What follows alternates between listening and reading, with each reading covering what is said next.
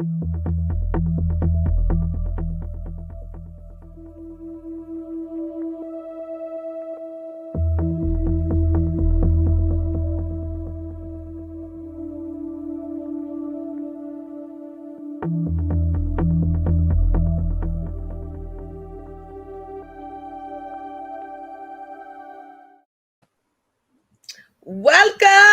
to another brand new episode of Bring It to the Table. What episode is it? Let's go ahead and get this disclaimer out the way because I know y'all been waiting. Please forgive us. Some unforeseen circumstances out of our control caused a bit of a delay. Just a little bit. Just a tad. CJ may be joining us lately. If not, we will make sure we send hearts and kisses because we love our family. We miss him. Yes, we love him. Now, disclaimer. Put those cheering up. And them elderly. All them ugly children. All of them. All, not just the one. All of them. Because it's just Kyron and Jean Grey right now, and we don't know where that can go. People tip them. For real. People get scared when that happens. I'm scared. And I don't get scared of nothing. So, leave your Trump supporters out. We don't mind beating on them, but it's whatever. What up, B? What's up? You having a great meal somewhere without a sister? What's going on? I was at Fleming's. I was at a steakhouse. It was steak. And What? it's like, so all them vegans out there, whatever, kiss my ass. I have a good steak at least once or twice a month. That's it. I like to have steak a little bit more than that. Steak and lamb. You know what? I like seafood a little bit more than I love the steak. But when you get a good ribeye, Can't help it. What was that like, by the way, with all the shutdowns and stuff like that? Is the restaurant situation similar, or the one that's over here in the one that's over Rosecrans? yeah? You got to go to the saltine territories, and they lay it out. They lay it out in a very, very, especially the closer you get to the water, they're less lax than if you're like in Beverly Hills or Studio City. And not even Studio City. Let's just stick with Beverly Hills or Laguna Niguel, right?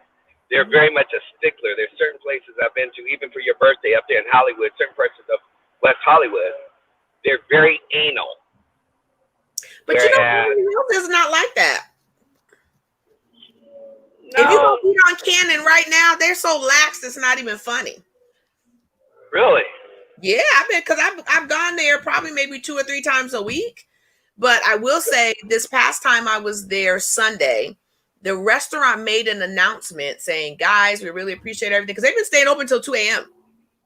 And they were the lockdown just happened. You telling me it's been open the last 48 hours? No, that's what I said. Sunday is when they made that announcement. That on Wednesday, they were officially shutting down for takeout only, like completely. No outdoor dining either. I was scrambling for food like nobody's business on, what was that, 2 nights ago? They shut it down on Sunday? Well, Sunday, they made an announcement that they would do it officially Wednesday, which is tomorrow. Well, shit, Sunday, every place that I went to at 9:30, like, the kitchen is closed. So whatever they implemented, and somehow I think as opposed to the first round, the second round, they put the fear of God of penalties in the business owner's heart, because even the guy who has a smoke shop next to my office, who we know he does every kind of smoke, underground, above ground, because I could go by there, he does not ever pay attention to regulations of time. His place is supposed to close at 10. He's open at 1 o'clock. Pandemic, whatever, people are coming to get their smoke, right? And when I saw that he was shut down at 9:30, 10 o'clock, and the lights were off, I knew that the city had come down. Really, they're really putting the fear of God in people that run businesses that are going beyond that time limit of quarantine. They want people to really feel the severity of what's going on right now, as far as the rise in numbers. Yeah. The irony in it is, I see the rise in numbers. I don't see the rise in deaths. Mm-mm. And even the deaths that I've incurred, which is quite a few, including 2 this week, I can only count maybe 1 guaranteed, to maximum that was 100% contributed to COVID. Yeah. There's more deaths happening, but it's not. It's kind of weird. Like, I take COVID seriously. Don't get me wrong, and I know people have. I mean, I lost a family member from COVID, Right. but I'm wondering now how things have gone over the last few months. Like, things were pretty normal around here for the last few months, Right. and so that smoke shop you were talking about, I remember when how fast they shut down in March and April, and it was just done. But Exactly. I don't want to go back to that. I don't either. For those of you who don't know, that LA is having a battle right now. They enforced a curfew. You basically cannot be out past 10 p.m. to 5 a.m. But nobody's really following that. I'm gonna say that. Thank you, Neha. Did you see Ruben's last fucking? Put Ruben's comment back up. Ruben, we've been missing your surprise words. This mug right here. You swallow, you can't be. Ruben, that's protein. Protein comes in vegan form. I love my Ruben. It's so raw now. We need a protein lesson we can give it, but oh, I don't know everybody else live. What did you say? Sun curfew is 10 p.m. as a Wednesday, no outdoor dining. Yeah. Well, but they're fighting it. I hear, like Wendy said, in her city, the sheriff is like, at your own risk. We're not going to go down that strict. There's so much money that is being. I can't even imagine the economy when they finally turn this thing over. If we shut down like we did in March and April, it's going to be a problem from an economic standpoint.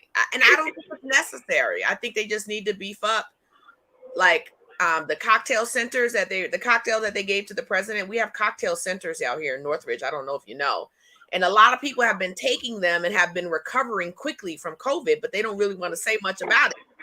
Right. And it's antibodies.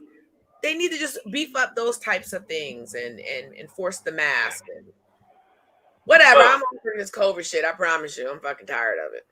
I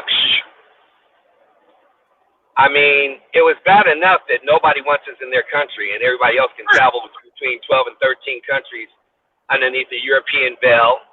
And, people can. I have a whole squadron that's down in Puerto Vallarta right now. I'm supposed to be with them this weekend.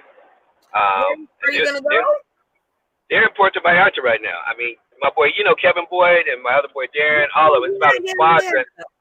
I was supposed to be down there with them right now, but I got a project on the table that I'm working on. But they're like down there at least 10, 12 deep, and having to, and then also my other partner Derek, he's Derek Thompson, one of my best friends, and so he's been traveling between different parts of Mexico at least 3 times during this COVID time, but he gets a villa and he takes his family.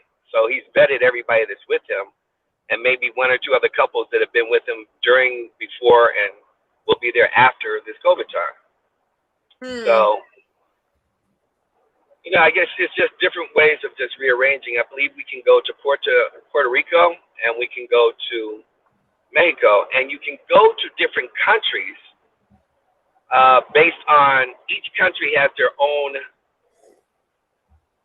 prerequisites, right? So if you have a family member, but they are not letting Canada that's some Trump shit right there. But, it's like between, being able to go to Canada, they can come here, but we can't go there. Interesting. Yeah. That's interesting. So they can pretty much go anywhere they want, and it's crazy because they're so conservative. They trip off of, but in turn, to their defense, they have either a $2,000 or $3,000 penalty if they leave. Let's say hypothetically, you're from Toronto, you came here to LA or New York, and then you went back. You have to be quarantined 14 days. That's the same thing we have here. The distinction is, if you leave here and go to another country and come back and they quarantine you, the United States doesn't have the manpower or chooses not to use their resources to check on you. In Toronto, they're actually knocking on your door. No, they're checking on the East Coast. Oh, really? Are they in the hot spot? On the East Coast, they're finding people. The way that they're checking is they're calling, and they're looking at the date of your ticket of when you arrived. And so if you attempt to book a flight back from certain places to a hot spot, they will either flag you when you get to the airport and you'll be fined, or they'll stop you and say, hey, look, we'll call you. It looks like you booked a flight before you're done quarantining. They're sending people from the law enforcement to knock on your door in Canada. And if you are not home, we can't even fight regular crime here. Nobody got time to be knocking on doors to check for shit. We barely arresting motherfuckers that's committing the real crimes. And please, it ain't happening. It ain't happening. Oh, you gonna go and investigate a motherfucker that ain't home, and my brother just got shot yesterday, and you haven't even asked for no information? But you're knocking on my door to see if I'm gonna get on this flight. If you don't get your ass on this flight, it's that bullshit. It's some bullshit. That's gonna be a riot. So did you see the AMA Awards? No, I didn't. Was it awesome? I didn't really watch them either. Okay, so look, I'm about to talk about it, but I didn't watch it. We know CJ did. We miss him on these points right here. But when I saw that, I'll still watch the like news and the TMZ stuff afterwards.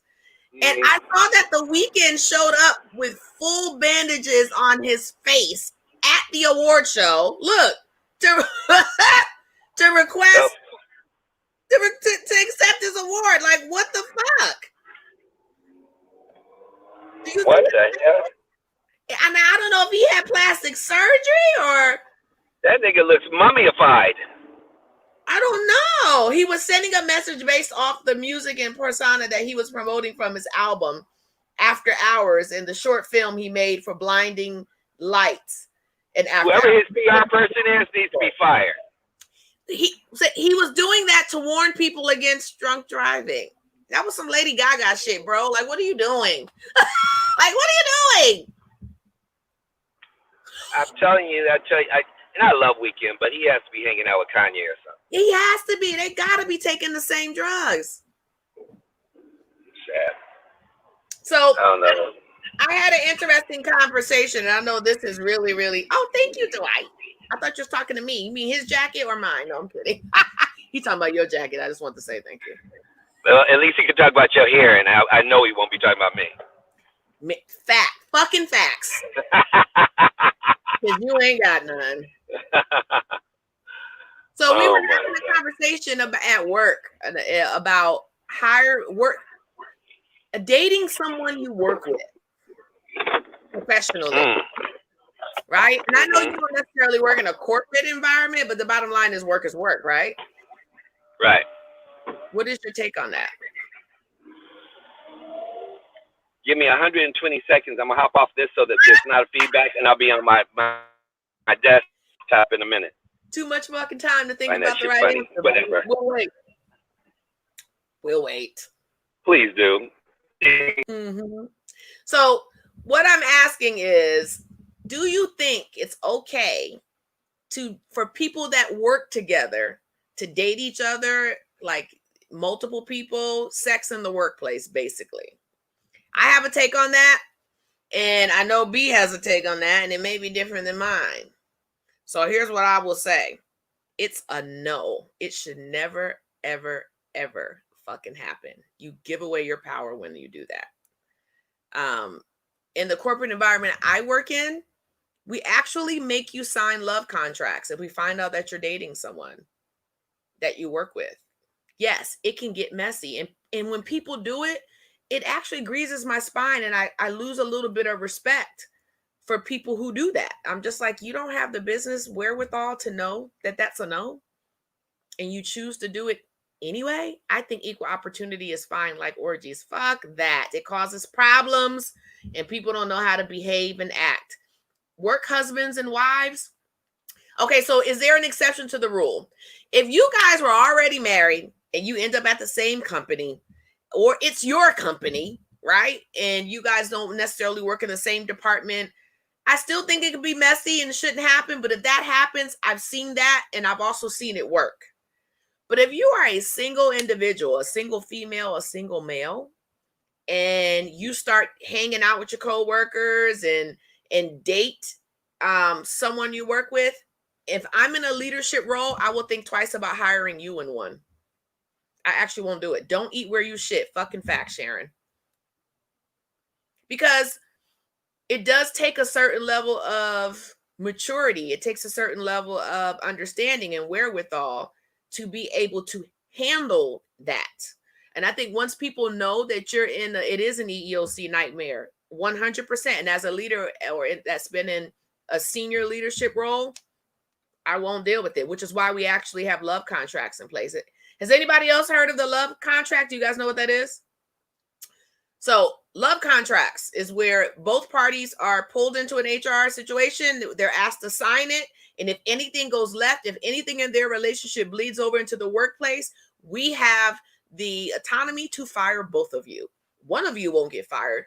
Both of you will get fired. And you are signing off on that if anything that is that has nothing to do with work, and it has all to do with, or anything to do with your relationship, bleeds into the workplace and causes any type of turmoil or issues, you will be held accountable and responsible.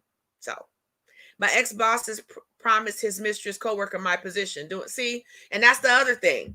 But then I had a couple who, one was in a leadership role, one was not, which should have never been allowed at this particular college I worked at. And anytime she went to lunch with someone, he had a problem. He was blowing up her phone. He couldn't focus on her team. He was calling her all the time. It was an issue. They felt harassed. And then any of the male coworkers she ate lunch with felt intimidated by him. It creates a problem. I don't think people should do it. And if you ever consider it, the answer is no. And there's been times where in my past, before, even in the time of the break of not being in a relationship, where there were people in other departments and maybe other leadership roles that maybe want to go out on a date or go to dinner or it's a no. Because I might be your boss one day. Maybe not at this moment, but if I may become your boss one day, and I might have to fire you or discipline you. And I don't want any type of personal business to get in the way of that. What about entrepreneurs who do business together? As a female entrepreneur, should she wait until after the business is over to sleep with him if she's interested? You know what, Sharon? That's a different situation, right? If it's a company, depends on the size of the business, the type of business, how much interaction with other people that both of them have to do. And the term I'm going to use is risk ratio, risk to reward, right? You always should assess your risk to reward in any situation like that, especially if you're personally getting involved with someone. If you guys have a connection or chemistry that you just can't get past and you're trying to go forward and act on it, or you're trying to figure out whether or not you should act on it, you probably shouldn't. You probably shouldn't, because when money is involved, it changes everything. It changes everything. It could turn into a he said, she said thing that ruins. Go back to Brian's careers and families, vindictive ratchetness. Absolutely. And I know that's never the intention when you begin that process, but you have no idea how people will respond once they are hurt or upset at you. So what happened? What are you talking about? Assess the risk to reward. Like it. Should you date in the business environment? Should it be allowed? And I was and have relationships, even in leadership roles or non-leadership roles. You know what? Ironically, I just had this conversation yesterday, which is really pretty amazing. We're having this conversation. And obviously, I have a lot of experience in that field. So that's why you got the Joker laugh before we even got into this, and I got back on, motherfucker. Here's my philosophy. At this point, after being on this planet for a century, if you are going to, and I just had this conversation with somebody in depth about this last night. If I could start, I don't live by regrets. So I have no regrets in anything I've ever done. I've been very transparent to the depth and to the borders that I did my best in that transparency. I'm not going to play the holier than thou like I was, but I generally in that space would give people two lanes. Choose powerfully. Either you want to try this road that could lead to ultimate intimacy, and the odds are against you. You know, because it's not that the odds are against you because of me or because of relationships or because of pure love, but think about how many each one of us have had to date to find a soulmate. So the odds are immediately stacked against you from the time that you start. It's like starting a business. 95% of all businesses fail within the first 12 to 24 months, but people start them every freaking day. You know, so the person that is, you know, like me. Did you see Queens? I'm not paying attention to her. Yes, you do. Don't do it. Bad move. So as Dave knows, and so here it is. I mean, here's my philosophy at this point in Junction. If you truly don't foresee, and the possibility can still be that you fail, but if you can't see from the onset that you're going to keep this person for life, that the possibility doesn't exist, that it's just experimental, it's just fun, it's just a fuck toy, it's just a swing, it's just a fling, but you got involved in business, right? Whether it was a corporate network marketing, whether it was a venture, a VC, it doesn't matter what business it is, in a hospital. You know, if you cannot see, which is still the possibility of failure, the potential of this is the end all and beginning of my life for the rest of my life, with the wisdom that I've acquired of Solomon in this century of living, I would say no. And don't get me wrong, I'm not saying that no one's done it and that there aren't some success stories, but you have to have a real strong fucking personality. You have to be able to not just assess the risk to reward, but you should also be able to count the cost. And I say that all the time. I count the cost in everything that I do, even when it looks like I'm not being rational or I jumped really quick. Trust me, I counted what I could possibly lose based on what I do. Right. And so if I think that you could cause me to lose my livelihood or to impact my business or my career in any kind of way, right, and I gotta spend time out of my day to explain to you the why behind the what on anything that I'm doing that has nothing to do with our professional relationship, it's a no.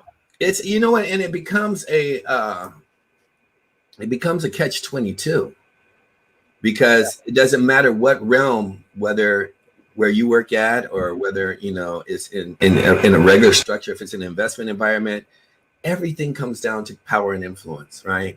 Or the perception of. And in that, what happens is, why I say it's a catch-22 is because my wisdom today would say, hell to the no. I just know how controlling I am. I know how much I'm going to bastardize you if you decide to get into a relationship with me in my business and you don't raise up to become equally yoked with me in my business and still want to ride in that lane as far as saying that you're, you know, Bonnie. Risk to reward. Because I am Clyde. I'm going to kill everyone that, you know, it's like if you don't raise up. And this has been ongoing. This has plagued me, right? It's like in the history that, you know, of at least 2 decades of my life, where I will bastardize somebody that chooses this lane and believes that they can actually ride in both lanes. But then you just then turn it into what you want in a personal relationship, then asking for quality time. And you don't rise up in the production. You become low fruit to me because you aren't producing, you aren't inspiring, you are not matching me. I'm Whitney. So when you're dealing with a powerful man or woman and you distract or take time away from me singing, then you take my lifeline away. So you're saying, let's go have a picnic when I want to go into the studio and practice my octaves in my voice, and I want to perfect, and I want to put on the best. I want to be the best at my craft. I want to go out there and practice football. I got to do an extra. I got to get up. I'm sorry. I'm going to take, the next 2 years to get ready for the Olympics. And you're like, can we just take a walk in the park? When can I get some quality time? Bitch. Risk to reward. And even in your role, let's say not your role. Let's say you are a singer and I am a singer, but you are Whitney. I want somebody to see this. Love the cup. It's a beautiful cup. You are Whitney, and I am someone who does shows at the local bar karaoke, and I aspire to be you, but I'm a male and you're Whitney, right? And I'm dating you. Whitney has a responsibility to her fans. Whitney has 30 or 40 other men that want to be in her presence and in a relationship with her, some of them of higher caliber than me, right? And so I'm fighting for this position, and I see that I have to compete with that, and I still choose that lane. It's the same thing in your situation. Your business is people. Right. You have to interact with people. Yeah. And I don't care what anybody says about your responsibility as a leader. There are 30 bitches trying to swindle their way into a position, pretending that they want to fucking work and will pay just to be by your side, hoping that you notice them so they don't have to work. Right. Right. And I know that, and I see that all the time. And so if you choose that lane, but you can't hold your own from a business standpoint, someone like myself and somebody like you will get bored with that person, and then you become a liability. Now you're in my way. Now you're in my way. And that's why I said it's a catch-22, because that's the one side, which is the most powerful, most detrimental, most devastating, most toxic, most toxin position to take, because the odds are already against us. You know, and as we know, the libido drives the world, and everybody fucks up because of it. It's the easiest way to control a person is predicated on that as well. Whether they're digmatized or whether they're pussy whipped, it is what it is. It happens. So the other duality to that, is if you are that extremist, like you are, as I am, as many people I see on this call that I've dealt with that are sold out to their craft when they're in, like if I get you involved with a project,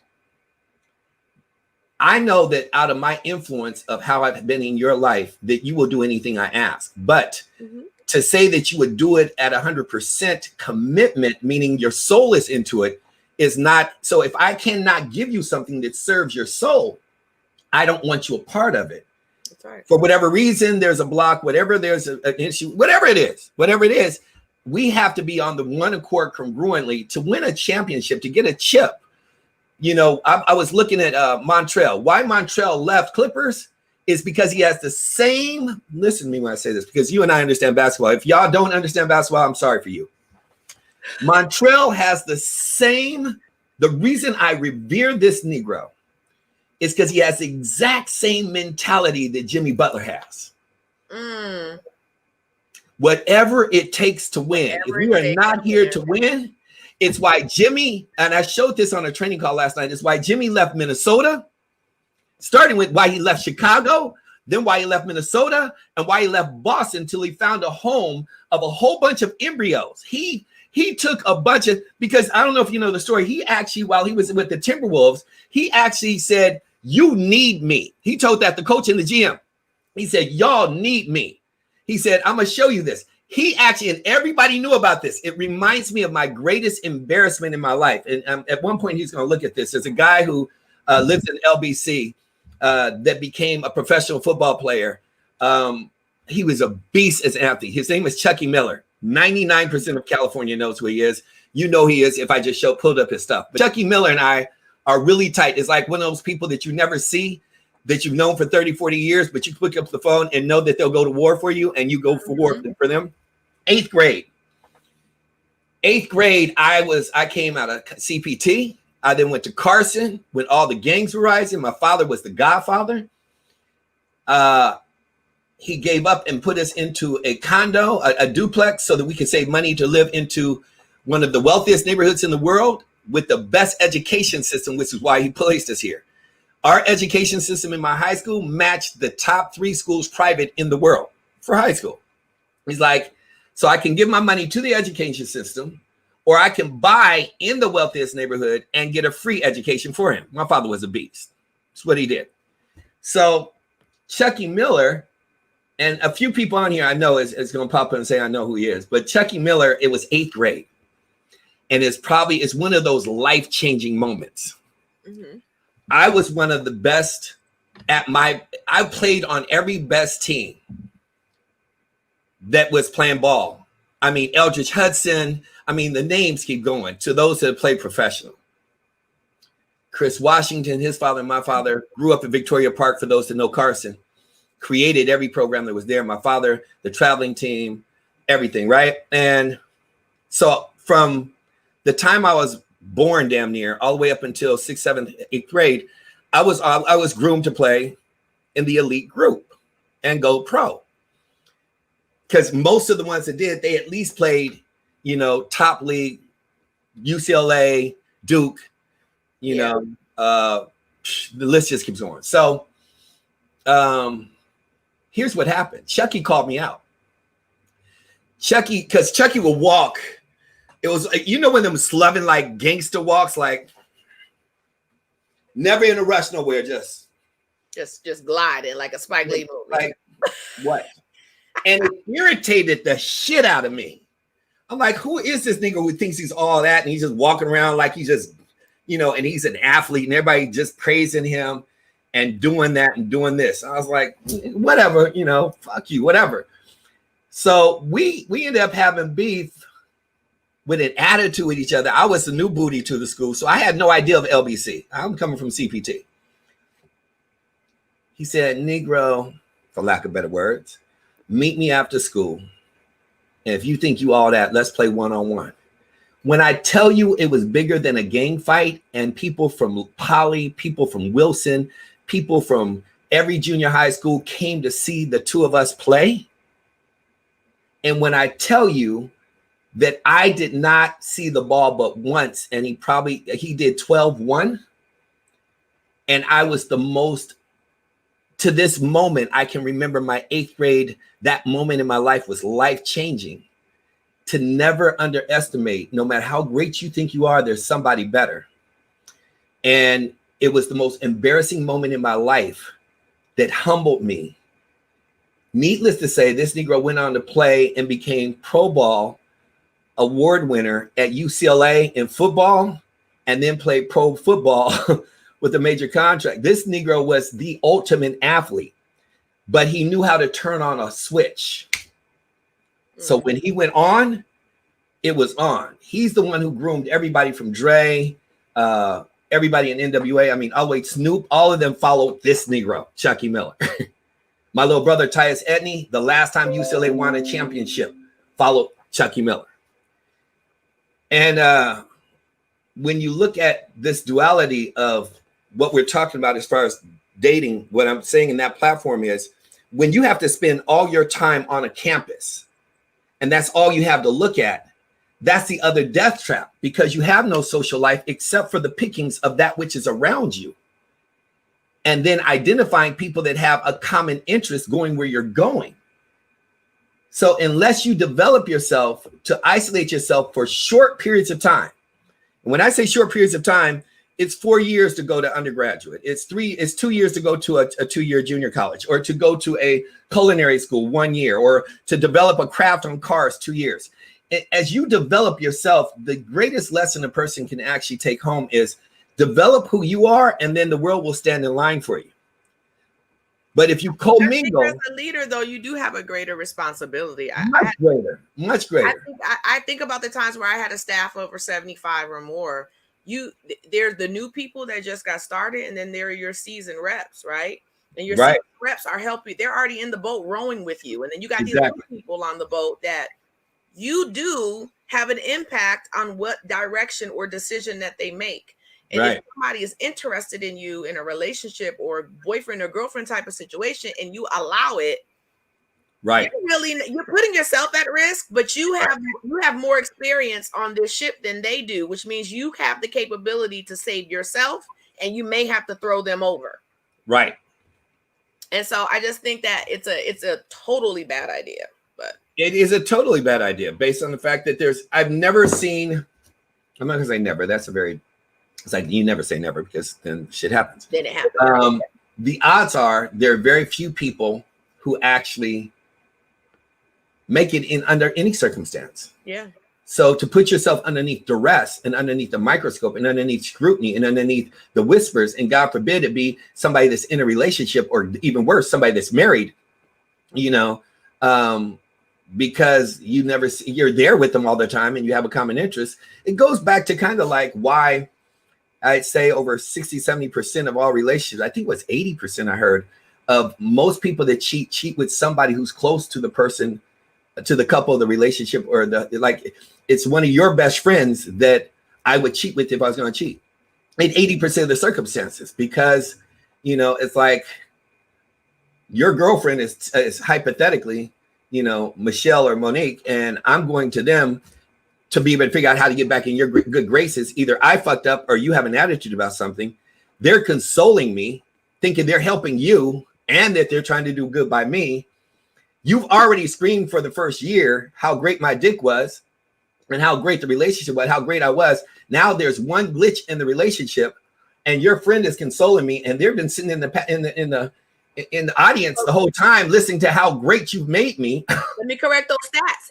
80% of men will cheat with the females, right? A woman, and 80% of the women will cheat with the man already in a relationship, so it doesn't impact theirs. Yes. Okay. Yeah. Yes. That way, it's both of us got something to lose, but men 100%. Do that too, though. But women, I hope you heard what he said. Don't go to your.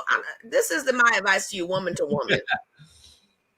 Do not brag to your friends and female cousins or anybody of the opposite sex of your man, with the same sex as you, about how good your man's dick is, because they're gonna think about it, especially if you look happy and they're not happy. They're gonna be wondering, well, let me see what that's like, and I hope he shows it to me one day.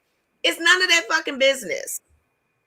And that's one of the distinctions. There's a lot of things women do well and men fuck up more than women do every day. But in this one case scenario, I don't know, in my circle, and I'm limited to my experiences, the guys that I circle and I hang out with, none of them are talking about how good the pussy is unless it was somebody that they were going to turn over and share or get rid of anyway. That's right, or throw away. They never talk about their women, their wives.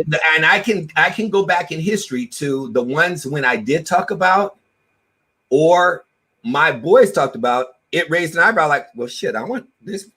Are you keeping her? Right. How serious is your relationship? Because you didn't talk so good about them shit. It's like you talking about Sunshine and Harlem Nights. You didn't throw the pussy up, and it's just, nigga, what? I'm like magic. So yeah, it's That's facts. But the last message, I think it was it Monique that just said she don't believe in that best friend of the opposite sex shit, because most people do cheat with someone close to you. No, that's Sharon. That's Sharon. why I don't believe. I disagree with that. And the best friend, I want to read it so I understand how it. That's why I don't believe in that best friend of the opposite sex bullshit. First of all, that's not bullshit. That was our subject from last week, right? That we talked about that last week. And here's what I'll say to that, Sharon. He was going to cheat anyway. Or already did. So all of that, I'm going to stop you from having a best friend. When you have to work hard to stop someone from being around other people of the opposite sex, what's your phone? What you doing? What you doing? All you're doing is creating a way for them to hide it for you differently than what they was already going to do. Because the person's already done something, has already done it. And then on top of that, it's like when you have a real relationship, this is just my take on it. If you have to ask me about somebody, that's showing me the insecurity in who you are, and you don't believe the truth in who we are. Correct. If I have to ask you about somebody, correct, and it's natural in the honeymoon phase, in the first 90, 120 days, it's natural because you don't know, there's too many moving parts. But after you get past 6 months, a year, definitely, I don't want to have to be thinking about who is that motherfucker, or did you do this or that. I don't give a fuck what you do with your time, so long as I know who owns it. Do I own your fucking soul and heart? And if I do you, nigga, I don't give a fuck what you do. I'm not questioning you twice, 3 times, 4 times a lady. Do what the fuck you want to do, so long as I know that I own your soul and you own mine, and we're spiritually interchangeable, and that you aren't setting me up for failure and sitting up there making me look like Boo Boo the Fool. That's the other thing. Locked phone, locked or yes? Should she have the passcode to your phone, and should you have the passcode to hers? You know what? If you have the right person, it does. I have no problem. If you have the right person, for me, because every person is different, right, Jay? Every person is different as to their boundaries. I've been so betrayed by the computer, the internet, and the phone of people who were in love that I had no interest in, that I just really don't have. And this just happened. This happened while I was in Colombia, without bringing up no names. And you know the situation of who was with me left hand. I'm trusting this person. And this is one of the things that Miss Yancey hates about me, is that I'm so trusting. My mother hates you do too. Eric, my mom does too. So for me, I'm so trusting that I'm like, if you find some shit, you were supposed to find some shit, and you went looking for some shit, because I'm not going through your phone. I'm only opening up your phone if you ask me to open your phone or look at something. If you're lying next to me, or if you're sitting next to me and I glance and I see something, I might ask, like, who's that motherfucker? But I'm not reading your shit, because it has nothing to do with me. Do you like I grew up, yes. Yes. Would you unlock it if your mate wanted you to? Keep it unlocked. If he asked me to, I'd probably walk away, because you don't trust me and I shouldn't be with you. There you go. So for me, I'll give you an example. With me and my sister, I grew up, and everybody has a different past. It does. They do. Grew up, and my father, I remember at 30 years old, my father would be like on the phone with my mom and be like, "You got some mail." Well, what is it? Well, it's from XYZ, and it's this and that. It's like, well, what's in it? And my father's like, "I didn't open it. It's yours." My mom's like, "Open the damn mail and tell me what's in the letter." If you have that relationship, there was such a respect of that boundary. With my father and mother, I never went into my sister's room and went through her shit without her permission. If my door was closed, she didn't just walk in. Now, obviously, if you're in a relationship, it's a little bit different, but there's still a boundary that you have to be able to just respect. And here's my thinking. If you're fucking with somebody that you believe that you can't trust, then get the fuck out. You shouldn't be with them in the first place. If you ask a motherfucker where their heart is, then you probably shouldn't be in the relationship. Here's why I'm saying that. I lock my phone, but I've always locked my phone. And the reason why I lock my phone is because I have celebrity numbers in my phone. A lot of them, right? And it's just, I don't know. It's a natural thing. It's a privacy thing. I keep things in my phone that are personal to me. Right. So the question was, well, if your man wants you to unlock your phone, would you unlock your phone? Well, I can unlock my phone, which I've done many times, and hand it to Robin, but I don't require him to have to unlock his phone. Like I was like, y'all talk about that. Like, here's something. Conversation. And it's like, if I'm like, I got a call 4:00 this morning, triggered the shit out of me from over 670 plus. A long time ago, years ago. And if I brought up the facts of it, you remember it. And it was a Bonnie and Clyde. I would fly here, fly there, go to Tulum, go to Mexico, meet this wherever. Yeah. Her family was the second family behind Westfield as far as developing malls in the world. Mm-hmm. You know what I'm talking about? All over the country. Yep, I do. Right. And called me out of nowhere.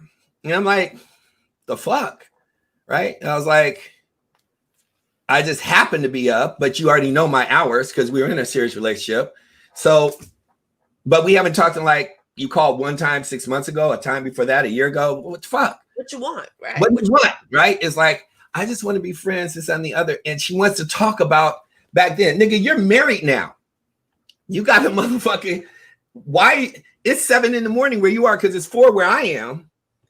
I'm trying to understand. It's like, look, if you're calling me out of guilt because you don't like the way, and you're still talking about some shit this many years, many years later, you got some issues. Yeah, it's like, now if you just want to friendship and you just need something, my door is always open to people that I care about and I love as a friend. I naturally carry my wings. I say that to say that if I'm in a relationship, as I am, and I got to explain that, I'm in the wrong relationship. Right. Because I'm the type, because you have to take time to understand the person you're with. Some people are rapid fire and immediately be like, this is who this motherfucker is. Like you, I don't give a fuck. This is who this nigga is. This is what's going on. Other people like me, I got to process. First of all, I got to process, why the fuck are you calling me? And then before I get past that, then I'm not one to explain. If my actions don't speak 1,000 times louder than my words, then we shouldn't be together, because I'm just too busy for that. Maybe I don't have time. Like, for example, We were out with a mutual friend, Rob and I, and this guy's girlfriend called him every 10 minutes. Right. And he was like, you'll never do that to Rob. How come you'll never do that to Rob? And I just need a break. And she's calling me every 10 minutes. Then we got another friend who has to FaceTime and show the room so his girlfriend can see the room. Look, motherfucker. Right. You get one fucking phone call from me and one text. You know why? Because you got one of those motherfuckers. Now, I'm going to go back and finish doing what I'm doing. When you're done doing what you're doing, call me back. And see, and in that, here's how, and I'm totally in agreement with exactly what you said. Here's my thing. If I'm dating Jay, and it's the beginning, and as we grow, and obviously the first week, 2 weeks, 30 days, it's fucking glorious because we're fucking like rabbits. And it gets to 60, it gets to 90, it gets to 6 months. My philosophy is, and I really live and die by this, if I have to ask you about somebody, anybody, at any point, I should not be in the relationship. Because I you really brought it to me. Right. I believe exactly. I got it. But I'm saying in that conversation, because I'm a firm believer that energy speaks much louder than any. If I call you on it, you may lie, you may not lie. I don't know what you may feel. You may do it because you're a natural liar. You may do it because you're trying not to hurt my feelings. Whatever it is, I put you in that position and I'm forcing something that if you wanted to tell me something, you would tell me. I wouldn't have to ask you. So if I'm going through this procession, if you will, I'm a firm believer that as two souls meet, if they're truly congruent, one may have 1,000 doors, another may have 20 doors. It doesn't matter. Still got to wait for the filter to filter out. You got to filter them out. Some people filter them out. And at the right time, if the soul is congruent, they're going to be transparent and share when they're comfortable, not when they're forced. When you force something, you always create a problem. So it's a matter of understanding that over time, doors will close. If you got to ask about it, then it's well, and you have different people. I'm looking at this right here. Like, look at all the women going in here. I could go to Sharon, Monique, different conversations, I'm sure, with both. But I could tell you that we won't even get into where it comes from. But there are women that have these standards. I was going to say, and I think every woman should have a standard. There should be boundaries. Boundaries is that, but they misconstrue the two. They make them synonymous, and they aren't. Boundaries are respecting your space. That's right. When you're talking about these certain women come with these standards and these rules that I wouldn't stand for that. I wouldn't do this. You don't know what the fuck you're doing. You fall into the dizzy hole of love because you will do shit you never expected to do when you're in that fucking depth, that abyss, that black hole of love. You either have broken every rule or you just got played to the fullest extent because you set yourself up for failure by sitting up there saying, well, this is what I would expect. This is what I want. This is what I will do, what I won't do. Nigga, really? No. And Nia just said, why can't there be transparency? I don't know. I don't get that. I think people believe that the other person might not be able to handle it. I don't know that. I don't get it. This. T saying transparency is the key. Monique saying I love transparency. And Neha, you're asking why there can't be transparency. It's not that there can't be. It's not that transparency can't exist. What I'm saying is everything is interpretation. Transparency is over a period of time of me judging you, not what's around you and how you show up in my world. That's my transparency. Everybody knows energy. You know if a motherfucker is sitting up there, got 1 foot in, 1 foot out, and giving you a sugar foot and a sugar cup, and you living in fucking denial and buying the bullshit of I love you and I want to be with you, but his actions or this person, you got to worry about where they are. You can't find them 2 nights out the week. They get off at a certain time. They get back. What? God, if I didn't want to put myself on blast for the last 5 decades, I'd do a class on what a player really does. Man, put Monique's comment back up there because I think y'all men need to hear this one. Which one? We can handle anything? Yes. What a lot of men don't realize is if you are transparent and honest with up front, this is who it is. I dealt with her. I slept with her. I fucked with her. She and I talk every now and then. If you can do that from the jump, whatever reaction you get from that female will teach you how to treat her. Period.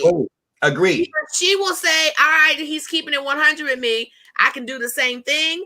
Or she will appreciate the fact that, right, at least he didn't lie about it. Herein lies the problem. Just like a woman that got her ass beat in a previous relationship or got emotionally scorned in a previous relationship or was held hostage in her heart in a previous relationship, they have created bad habits in how to respond and how to react and how to show up. But if you're a man, the best way to draw those responses out is to be transparent from the fucking jump. Academically, you're 150% correct academically.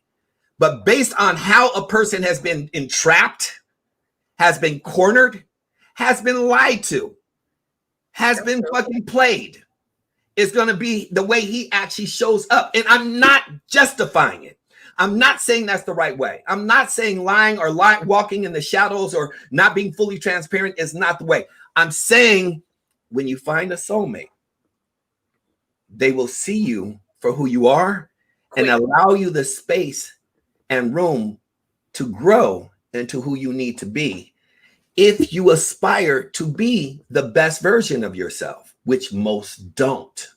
And if a person does not choose to live in that demographic that I call 10%, I look at the 1 percentile, the 3 percentile, not just financially, but as a whole, as you know, all quadrants, the 1, the 3, the 10, and then the 80-20 is the last. These are all neighborhoods in which a person and a human being, a Homo sapien, has the power of choice to move into any neighborhood they want. There is a price for each neighborhood. And the higher you go up to that 1%, there's a higher price. But most choose to live in the land of mediocrity. And with all their habits that were created, that's why they're in the 80%. And then there's the 20, because what is our saying? The way you do anything is how you do everything. So if you're this way about truly being sold out on a woman, sold out on your passion, sold out on your craft, sold out on being a father, sold out on being a parent, a husband, God-fearing man. Put that last comment up. A guy just told me that men have to lie. No need to lie, though. I think there are men that believe that they do. And I think it's because what he just said, how they show up is the kind of woman they attract that they feel like they have to lie to because she's probably going to go berserk and can't handle it. Then he gets a woman who you could say to, like, if you said to myself and I met you, I'm not looking for a relationship. I don't want any children. I don't want to get married, but I'm looking to have some fun. I can rock with that conversation because I'm not going to hold you to any other expectation but fun. Exactly. The thing is, though, a lot of men say that, but want you to fall in place. Right. Not go have your own fun. No, motherfucker, I'll see you on Tuesday and this motherfucker on Wednesday. But then you got to understand you're Jean Grey, and then you have the Virgo in you, and then you're just an anomaly amongst the human race, babe. So they aren't expecting the normal woman to be like you said, fall in place. Nigga, I'm going to do what I do, and I need you to do what I want you to do. And don't do what I do, because then that's not, so it. I'm gonna leave this $100 on the bed table next to the bed so I can pay for my half of the room so you don't. They ain't fuck with a unicorn like your ass. That's the problem. Nigga get fucked up. Nigga get fucked up. Like, what? You be left on the floor butt naked with $100 on the nightstand.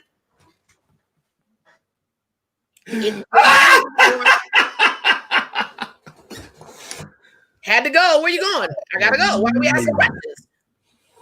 Jesus, Jesus, talk See you later, hater. I don't know. I just want to know. Like, I'm watching our friend in this relationship where he literally has to FaceTime and show her the room. Like, people like, what are Robin and I boundaries? Other guys, like, I gotta go home. I can't be out late. And you a grown adult. We do have boundaries, though, all right? My boundary is don't embarrass me and don't fucking humiliate me in front of people. Do not come home before the sun comes up. And don't, that's it. That's it. You know what? It's one of those things where, and of course, you and Robin live together, so that's a whole different program than just, because there's people that have been together for 7 years that don't live together. 7, 8, 9, 10 years that don't live together. So the rules of engagement shift with each movement of the relationship. Not one better than the other. They just shift. And so, like you said, like mine is loyalty. You know, it's like And loyalty goes, it sounds crazy, but loyalty supersedes the average person's perception of truth. Because the only truth, if you are my ride or die, I've been watching Blacklist. I don't know if anybody else out there watch Blacklist.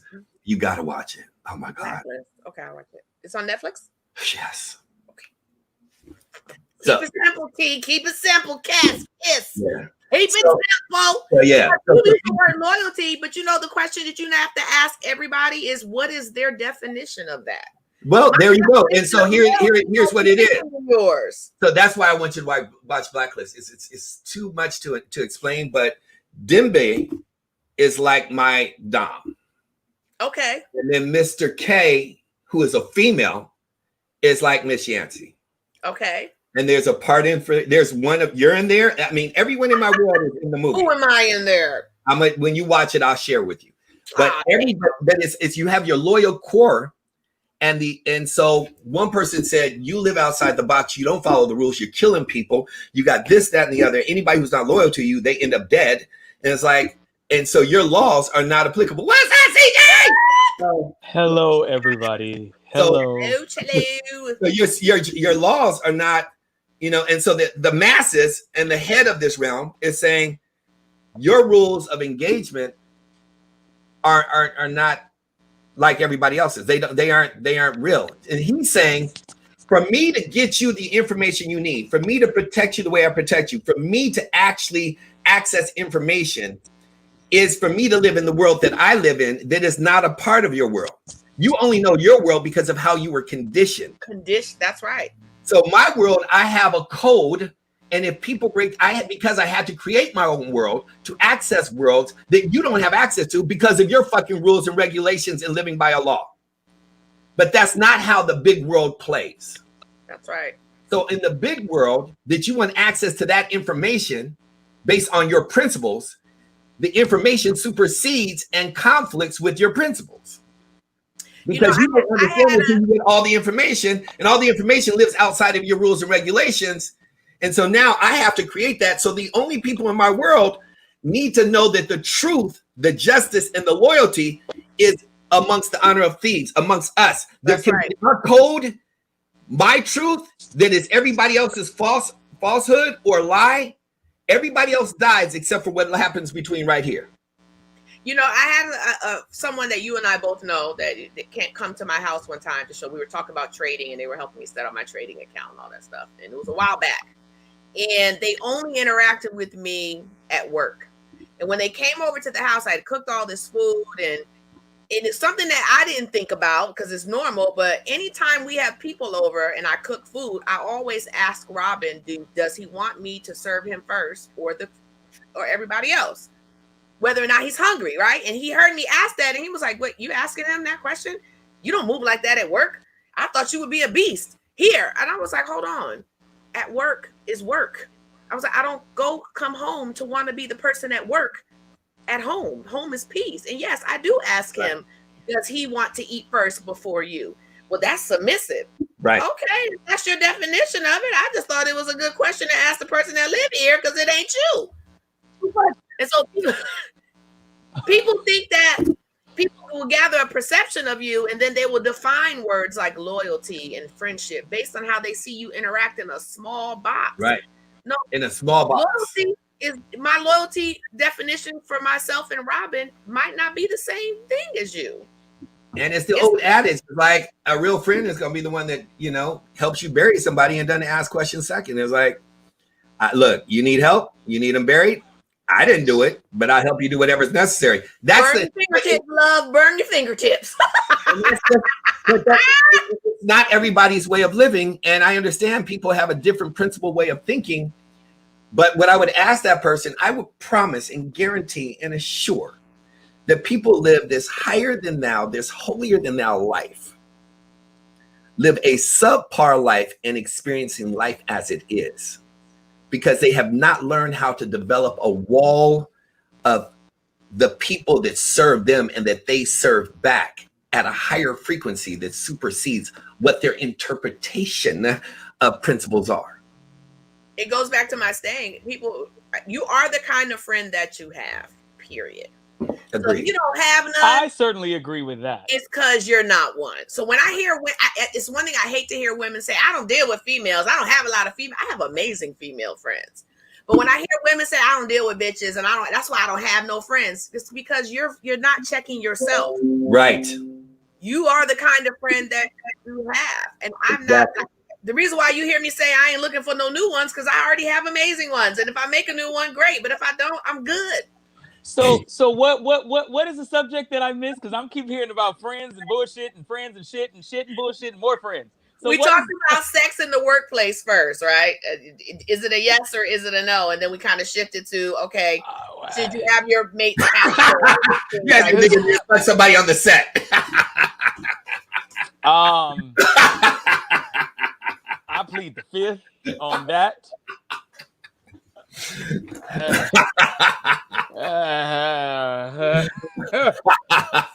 So we just ended our season yesterday. I am no longer bound by that contract anymore. But I will say that,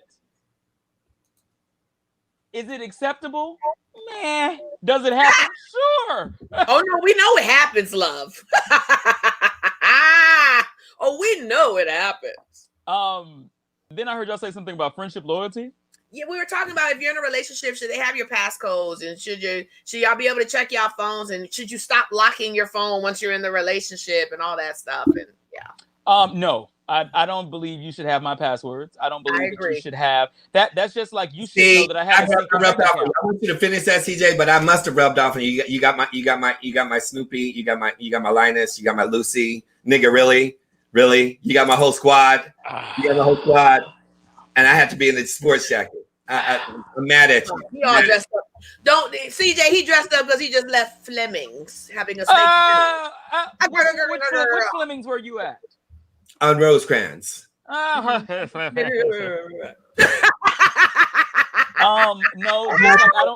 don't believe Teen neighborhood. Well, just like I don't believe that people need to know about that second bank account that you have when you're in the relationship. I don't think that you should know. No, I said I don't think you should know. And you don't need to know my passwords. I still need to have a life that's not necessarily private, but that is protected. You don't need to be all up in my business all the time. You just don't. Understand that who I'm. Yeah, if I'm bringing my authentic self to you at times, if the trust is not there, that's not on me. That's on you. Because over time, you'll give her access to the entire world. My default is like, here's my phone. I need you to call. Here, I need you to check this. Because it's been earned, deserved, and forged in stone, time, and experience that you know you ain't going to get fucked over it. Yeah. I mean, because what? You want my password so you can start questioning every move that I make? Nigga, really? You want my password so you can put a tracker on my phone? Like, what do you want my password for? Why do you not trust me? I ain't asking you for yours. Let me tell you something. In my last relationship, that was done to me. A tracker was put on my computer, and he had my passwords unveiled. So I changed all of my passwords to "I sucked a dick yesterday." And I even remember your name. They used to call you Jawbone. You know what? Every week I would change it. Thought you caught me, bitch. But I'm telling you, it's that wisdom now, right? Of where you are now versus back then. It's the wisdom of my century of being on this planet that I have been the one who has done that, and I've had more do it to me than I've done. And it makes me very clear that if I have to be put in that position, I'm gone. That really is. It's not even intentional. It's not like, oh, you cheated on me, that's a deal breaker. Or you fucked with my best friend, that's a deal breaker. It's one of those subtle things that mentally, I've lost you. You've lost. I better say that you've lost me. If I'm forced into that situation, and I know it's almost, because to me, it's almost like accusing somebody of eating a cookie, a child that didn't eat a cookie, and then they come to find out another child came and took one while they were visiting. Well, you should have ate the goddamn cookie. How about that? And that's why people are forced into. Chief, if you're gonna keep accusing me, well, fuck it. I might as well have done it. We don't do it. Situation. Is it possible? Let me ask this too. Is it possible that your best friend knows more than your partner? Yes. Oh, And Especially is if yeah. they that were here first. and is that okay? What? Yeah, if they were here first, yes. Yeah. If my best friend has been my best friend Nasha, But you know, Miss some people try to use that as ammo. Some people try to use that against. kill yourself, 100%. die. You Yeah. can die. I use it as ammunition because I'm like, because in the journey, I'm sitting up there like, if we're supposed to be interchangeable, but how much can you get out in 3 months, in 6 months, even in a year? How many years? I mean, you're the youngest CJ on here. How old are you? Mhm. How old are you? 30 years old. You're 30 years old. You're 30 years old. You're 30 years old. Looking like, being the baby that you are, right? So you're 30 years old, and Yeah. we've been together a year. How Yeah. can I cover everything about a person? You can't. And then you come to find out that my friend that's been with me for the last 7 years knows something about something that you weren't exposed to, and the time didn't even show itself. And I've been through that where I'm like, how can I hold this person accountable for shit that I don't know? Where these people were in their life beforehand, I could feel a certain way, and I have. Do you feel it's okay for the partner to take the best friend aside and say, is there anything I need to know? Like, can you fill me in on a couple of things? No, first of all, my That's best friend happened. gonna tell me, and she ain't gonna tell you shit. I remember, like when men say you can ask my best friend, I promise you I was there, or I didn't do that. Call my friend. I always say, well, if you call my friend, they're gonna lie for me. So I'm not calling your friend. And Miss Shy, that's on here, has known me since I was 11 years old. Wow. She knows my entire family. She knows everything about me. You can't catch up. Yeah. You can't catch up without putting in that time Yeah. that she put in. So no. Yeah. She's supposed to know more than you. Bro. Yeah. It's like, and who's your best friend? It could be, I have 5 solid circles, a minimum of 5 solid circle of friends that I have best friends. Yep. Mm-hmm. Me Yep. too. A minimum of 5. I would actually say Yeah. 7. I would actually say 7. CJ lives in a whole different world. Mm-hmm. New or old, the souls are done. If I needed something, Jamila and I have a relationship. You guys I still got your can of corn. That are completely separate from me. Mm-hmm. You two forced a relationship through me, completely separate from me. Yeah. In creating a best friend relationship. Which doesn't change the existing relationship. Not I at can't all. when people get mad about that and be like, but Not I at know all. first. And what does that mean? It doesn't change what we got. Yeah.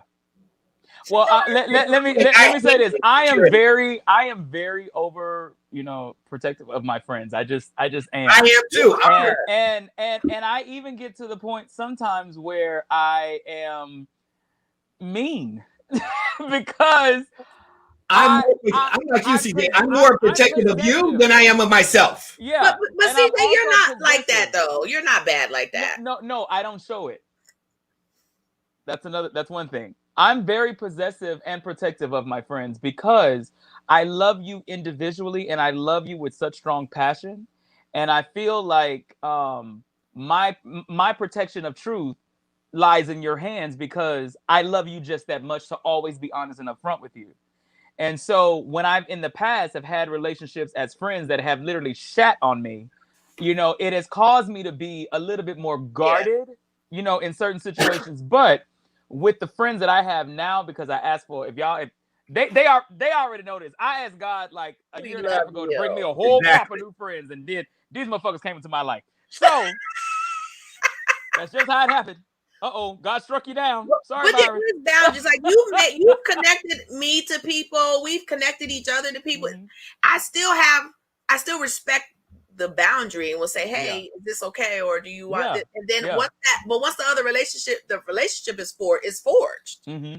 Right. But there's still a boundary there, but I don't get mad. Like I have a friend who she was like, you can't hang out with them unless I'm around. Oh no. Because first of all, we're all adults. And what is gonna happen is gonna happen. That's just naturally, a natural progression. Like I don't know if Byron would have ever thought you and I would be as close as we are. You know what I'm saying? We like wouldn't have thought that. Especially how we met. Yeah, it was she didn't like nobody. But me and her clique, we sat back If I had a cigarette, I would have been smoking it with her. Because we sat back and we were just like, we don't like them. We don't like them. We don't like them. Why they over? Okay, well. So Neha wants to know how the three of us became friends. So I know I wasn't there when you and Byron met. No. So the way Byron and I met, we were going to the Sofitel. Okay. Well, I was going to the Sofitel. I didn't know who he was. Didn't know him from Adam. Nothing. There was this big black Jeep in front of me that pulled into the Sofitel, and I pulled in right behind him. And when I saw the guy get out, something in my spirit, I'm not lying, I said, I'm gonna be friends with him. And it was the weirdest, it was without a shadow of a doubt, literally, it was spoken to my existence. I'm gonna be friends with him. He got out of the car, I got out of mine, paid valet, blah, blah, blah, walked inside. And I did I always do a scan across the room in the Sofitel. It's a place here called Jazz Night, and everybody go there, and all the celebrities, friends, people, musicians, they all go there to be seen, be heard. It's just a nice little spot, the Sofitel here in LA. Laid back, adult, yeah. So I went in and I looked for him and I didn't see him, and I said, oh, he must have had a hotel room here. Went up. So okay, cool. And of course, my boy Ryan, he runs the show, and so he was like, CJ, he sometimes he'll never know I'm in the house. He'll feel it that I'm there, and he'd be like, I know CJ in here. Where you at? And then I just got up and I sang Crazy and I Will Always Love You. So then after I was finished, Ryan always tells people, somebody go up there and buy him a drink or whatever. So we just laugh, whatever. So I went to the bar to buy my own drink. I don't ever ask people to buy my own drink because I don't know what y'all gonna put in my shit. Man. So I go, you know what I'm saying? Went to the bar, and all of a sudden, I get a tap. I turn around, it's Byron. He was like, what's up, man? What I got to do to get you known? What I got to do to make you bigger? Like, why are you not, part of the stratosphere, atmosphere, everybody around here? Why are you not big? So what do I have to do to help you get to that next level? And I flat out said, I need more visibility. He was like, you need a different audience. That's what you need. He was like, let's talk. After that, we went to, he said, here's my card. Matter of fact, I still have his card to this day. He said, here's my card. Let's go to, what's the place off of Adams? I know they're not open no more. Cork. They're not open no more. The Cork. He said, let's go to the Cork. I was like, oh shit, I like the Cork. The Cork is cool. He said, yeah, let's go to the Cork. Let's eat. Let's drink. Let's talk some business. I said, cool. 2 days later, met him at the Cork. He was late. Got there, but I knew the bartender. I hadn't seen her in like 13 years. She was still there, and she still knew my drink, which was Crown and Coke. Fill all the way up. She gave me a cup like this big full of Crown. Y'all. I ain't lying. I was like, okay. So we get there. All of a sudden, the room lights up. Byron walks in. Everybody and their mama know Byron. What's up, Byron? What's up, Byron? The bartender was like, hey, you know Byron? I was like, yeah, I met him a couple of days ago. And Byron was like, oh, you know CJ? She was like, yeah. He used to come in with his theater people, and they were all blah, blah, blah. So we all sat out. He was like, what's up, baby boy? You hungry? And I was like, I'm telling y'all exactly like the whole story. And I said, yeah. So we sat down. We ordered some wings, red beans and rice, and some shrimp. And he was like, where are you from? I said, Texas. He was like, okay, we going to be cool. His homeboys was in there. We were all talking. He literally was introducing me to everybody in there as if he and I had known each other for years. And it was hands down. We both said, what took us so long to meet each other? Because the caveat is we all hang out at that spot. Mm-hmm. Went there after work. I would go there on Monday nights and would never sit inside. I will always sit outside. But guess what? Everybody that oh my God, Lord, that shit, I look good on that picture. That's at the. I'm looking. That's at my show at the Lux. Right. That's my show. All right, I'm looking good in that picture. Right. But but it was funny because Byron and I knew all of the same people.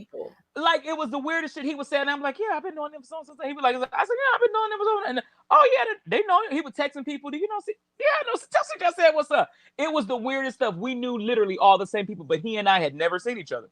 So after that, there was a talent thing going on, and the promoter knew of me and asked me to come. So Byron also had his birthday, and he was asking people to, come hang, and he had invited a couple of folks and blah, blah, blah. And he was like, yo, baby boy. Table full of people. He was like, yo, what you doing on so-and-so night? And I was like, I'm just supposed to be going to this spot. He was like, well, kill your plans because you're going to come hang out with me for my birthday. And then he said, well, what's the spot you're supposed to be going to anyway? And I was like, is at the Romanoff. He said, oh, well, shit, that's why I was supposed to be having my birthday. I said, yeah, that's where I was going. He was like, yeah, you hanging with me tonight. So we got in there. His homie that I had met like a couple of times, was like, yeah, we got this dope artist. His name is CJ. He's coming to perform. He was like, yeah, that's my little brother. He coming with me and blah blah blah. And they were like, you know CJ? He was like, yeah, I know CJ. Mind y'all, this was like our third time meeting. So got there. Didn't know anybody, but he introduced me to everybody. He literally had his hand on my shoulder, introduced me to everybody. Like, this is CJ's one of the best singers, blah, blah, blah, blah. Folks in the club already knew who I was. The promoter was like, yo, we're going to put you on after so-and-so. Cool. So then I sat down because I really didn't know anybody. I didn't know any of his friends, even though some of them were extremely nice. But I didn't know, and they didn't know who I was. They didn't know my talent. They didn't know anything. They just knew I was Byron's new friend. So I sat there, and my homie, who's my drummer, he came to the show. And then all of a sudden, somebody does this, and she's like, you sing? And I said, yeah. She was like, I heard you can sing. I said, yeah. And she was like, And I said, well, who are all these other people? She was like, I don't know all these other people. I'm just here for Mr. Nelson. I was like, oh, okay, cool. And we were just sitting there, and we kept doing this to each other. That was Jay. So, and then we started talking about every motherfucker up in that room. And we started talking about... We just started talking about everything. And so then Tommy Davidson, he was like, CJ Emmons, where is CJ? Now I'm sitting at the bottom of the stage, right? And I'm just sitting there. CJ Emmons. Byron comes over to me. He was like, you gonna get up there? Come on, baby boy, you gonna get up there? I was like, in a few. CJ Emmons. Well, I guess CJ, I said, no, I'm here. He's like, well, CJ, get your ass up on stage. I said, no, I'm good. He was like, ladies and gentlemen, CJ Emmons. So I get up on stage. I sing, kill that shit, right? Killed it. Got off stage. Jay is like, what the fuck? What did I just see? She was, when I say, like, both Byron and Jay literally pulled me away, and then Byron was trying to introduce me to everybody. It was just like, come here. Because I was like, very few things make me emotional. Yeah. And you made me emotional tonight, which is fucking impossible. Therefore, I'm supposed to know you. And it was literally instant connection. It was just, Byron was introducing me to people that already knew me, because that's the kind of dude he was and is. He was just, it was instant family love. And it wasn't that I want this out of you. It was, we gonna make this shit happen. We gonna make this shit work. But the integral part of the root of the relationship was, we your family now. Yeah. It just, and that's what I felt. It got to the point where after that, 3 nights a week we spent together. We were 3 nights. It was the Sofitel on Mondays, Saturday, my show on Saturdays, and Delilah's on Sundays. And it literally was that was us, and that's how our friendship blossomed, y'all. And Byron came up with, he was like, you know what? We should do something where we sit down and we all talk. We should do a podcast. And I was like, I'm down. And then we told it to Jay, and Jay was like, yeah, we already talked about that. We need to do a podcast. She went to work. Well, we need to name it so-and-so. We need to name it this. And I was like, well, hold on a minute. Let's just kind of think about it, folks. Like, no, we need to name it this. And I think we should launch it at this date and blah, blah, blah. So we waited about a good 7 weeks. Then Jay, the pandemic happened, and Jay was like, what's going on with our podcast? Like, what we doing? And we all came up, I think, with the name, and we decided to launch it on Cinco de Mayo, so May 5th, and here we is. As far as he goes, when I moved here, I moved to Los Angeles in 1998 when I was 21 years old. And I got invited to one of his business meetings from a comedian named Buddy. And Buddy was the host of the Steve Harvey Show. Did you know that? Well, then we met Kenrick. Okay, so I don't know if he knew that, but it was by way of Kenrick, but Buddy was the head of that. Anyway, he knows what I'm talking about. So when I got there, saw the presentation, I was with my ex-husband at that time. And I remember at the end of the day, I remember him saying like a couple of lines that I just never forgot. It's easier to run with 3 than to run with 1,000, right? And it's just certain things that he said that I never forgot. And I looked at him and I said, I'm not gonna do this, but I'm gonna know you. I was like, friends, right? Mm-hmm. And then after that, there was no more. And then in 2009, I was in there. I got on Facebook for the first time. And he was on Facebook. And I was like, oh, hey, how's everything going? We kind of caught up, right? Yeah. And then I went through this massive thing at work where I had to personally lay off 200 people, right? And it was weighing heavy on me. And I was posting stuff, and he was paying attention to my posts because he's always in the background looking. And he was like, he just out of the blue just hit me and was like, what's wrong? What's going on? And then from that point on, it was just we never lost contact and been just friends every day. Yeah. Family. Yeah. Can I let me ask y'all both this question, because I want to hear your responses from each other, like, as well. And I'll say it like this. Gene, what was your first impression of B?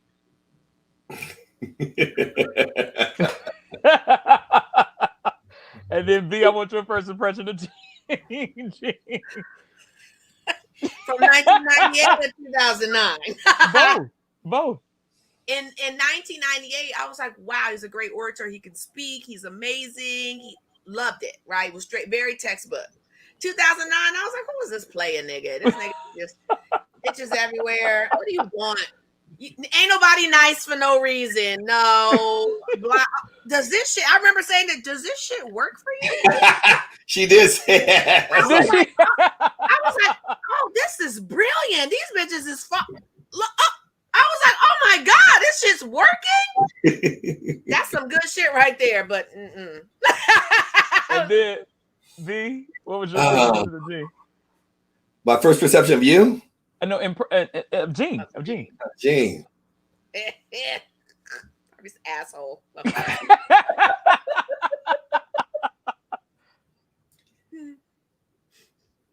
Never heard this before, so I'm waiting.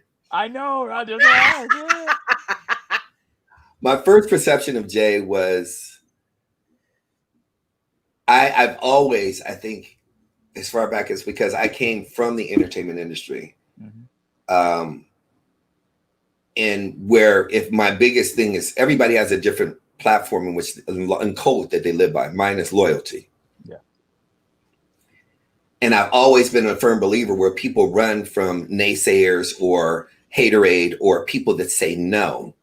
Or it's like, well, my mama said no, my sister said no, I got a VC, I'm trying to do this venture capital deal, I'm trying to do this record deal, and nobody's supporting me and all these things. But I never heard the white noise of no's. I always had a filter to find the diamond. And it didn't matter whether they said yes or no. I have been so blessed.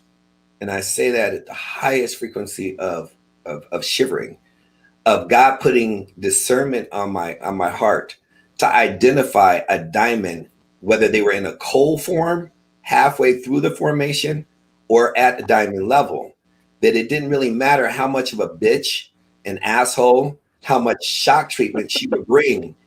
My philosophy was the rebel that stands on their own, that has the balls to stand on their own, female or man, if you get them on your side, they will kill everything around you and protect you and be a ride or die.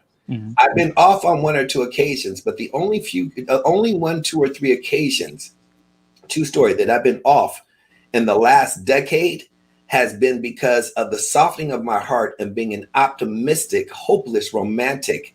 And when I say romantic, I'm not talking about just emotions, relationships, and women. I'm talking a hopeless romantic. The reason why you and I have the relationship is because we have a love affair that we don't have to explain, whether it is,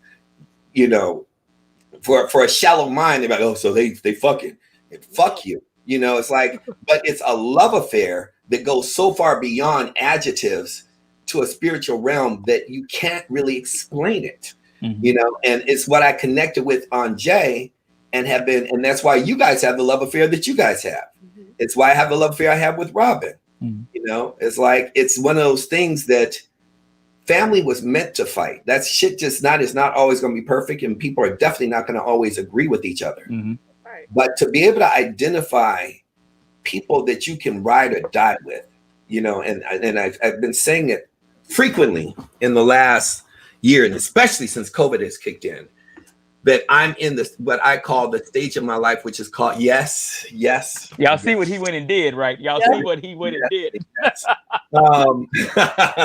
um, I'm living in the stage of my life, which is what I call the Sistine Chapel. So everything I do, even in this is an outlet. This is not for likes. This is not for validation. This is for us and those that are aligned with us congruently with the same DNA that live by the code of DGF, which is don't give a fuck. And if they cannot handle those truths, whether we're talking about white, Persian, Black, Puerto Rican, Asian, whatever persuasion, and they take it personally, then you're soft and you don't need to be on this show. You don't need to be in contact with us. So the Sistine Chapel is people that stand for what they believe in, right or wrong or indifferent, but stand for something and don't give a fuck about other people's opinions until proven with documentation why it should shift to another trajectory. And in that is where I met her. And she's her roots of who she is, as opposed to why I call her a unicorn and an anomaly as a woman, is because the roots of who she is have never changed. And we've talked about women. Women go through 3 different changes, right? They go through 3 different shifts. That's not just applicable in going through menopause or sexuality. It's everything in life. Women go through different changes based on the experiences they have in the job place, in the workplace, in their pursuit of their career, in the pursuit of a man, and becoming a wife and having children and going through a divorce. They go through shifts, paradigms, because the experience it warrants it. But to find a person that the tree, the redwood, the acorn, if you will, that acorn that was planted that becomes that tree, that the roots never change, that the more that is forged upon them, the stronger they become in who they are. That's why what you're seeing now, not you, CJ, but I'm talking to the audience, what you're hearing from her now, right or wrong or indifferent, and I don't agree with everything that she says, but I respect it based on what she had to her journey, that it's steadfast and she stands on it unapologetically. I prefer to know that you don't give a fuck about me. I just went through a circumstance. Jay walked in. I talked about it last week, where it's like, and I was talking to D about it today, where I'm embarking upon some things. As you guys know, I've been talking about a couple of projects I'm working on.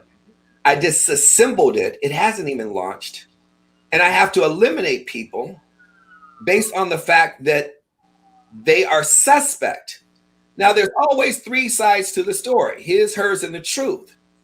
But if it explodes, we all have something to gain, but I still have something to lose. If it does not go anywhere, we have nothing to gain, and I still lose.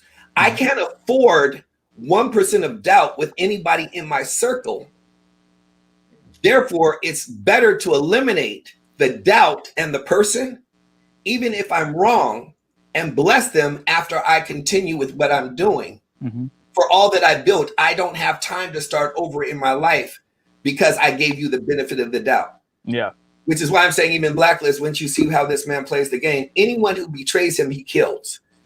I just do it, just not physically, and I'm not going to catch it. Right. I was going to say, that's amazing logic. I don't see anything wrong with that. I don't mean physically kill them off, but no, but yeah, but it's a deletion. It's like I prefer to not, and I was talking to someone else about this. Like, I only fuck with people who understand me, know me, and if they don't want to know me and aspire for greater truth, transparency, because I overcommit myself. As you guys know, that's why even when I met you, CJ, I'm late.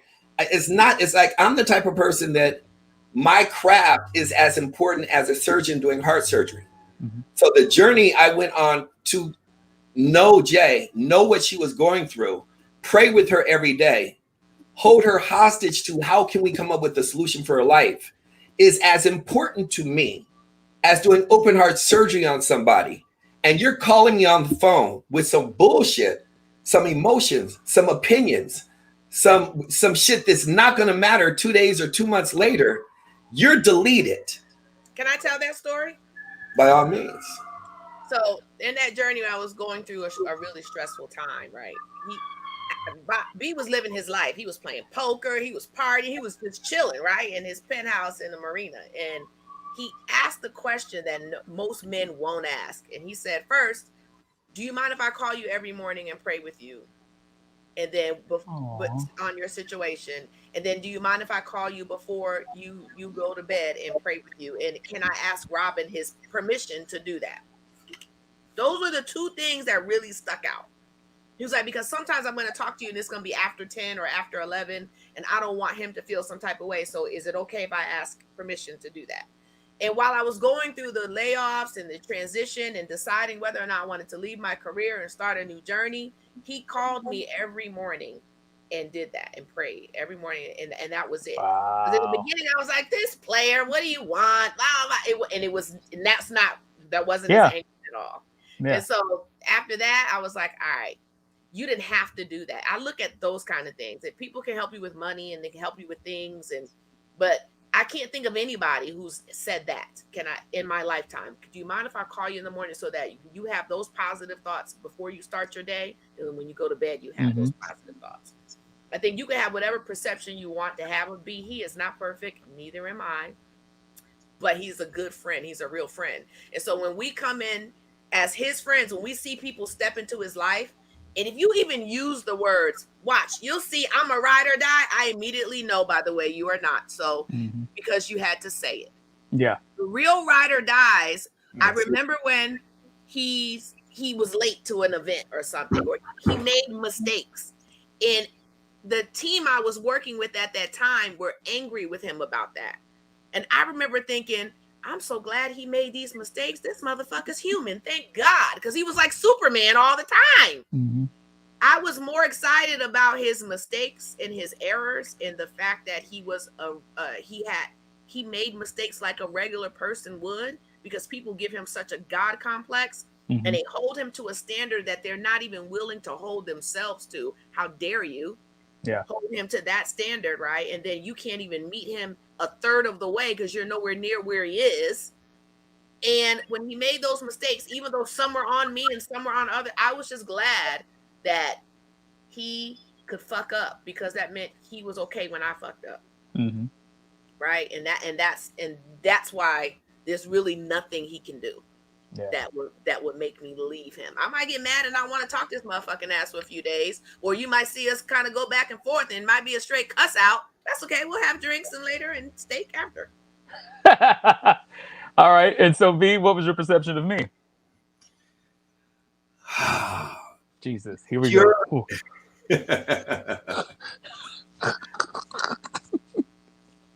The pure-hearted, eccentric egomaniac. I accept that. And in that lives the interpretation for the average world to have an interpretation that convict means you came from jail, instead of understanding their conviction, or understanding ego is something that is a bad thing based on Freudian's explanation, or understanding that eccentric is supposed to be a bad thing because this is some, metro male, or metro, individual. All these things are positive to a person to overcome the adversity of life and become the diamond that they're to become, and allow their purpose and their life's intention, right? We're to live on our intention and purpose that God blessed us with an ear to only him and a back to the crowd. I've had a signature on my, since internet has started, which has to be now pushing 30 years. Yeah.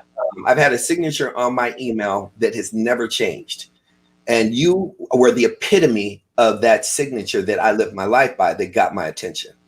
To answer your question, that signature, if ever, and I don't use email unless you tell me and I'm checking it, I'll send it back to you. I just over the whole internet world.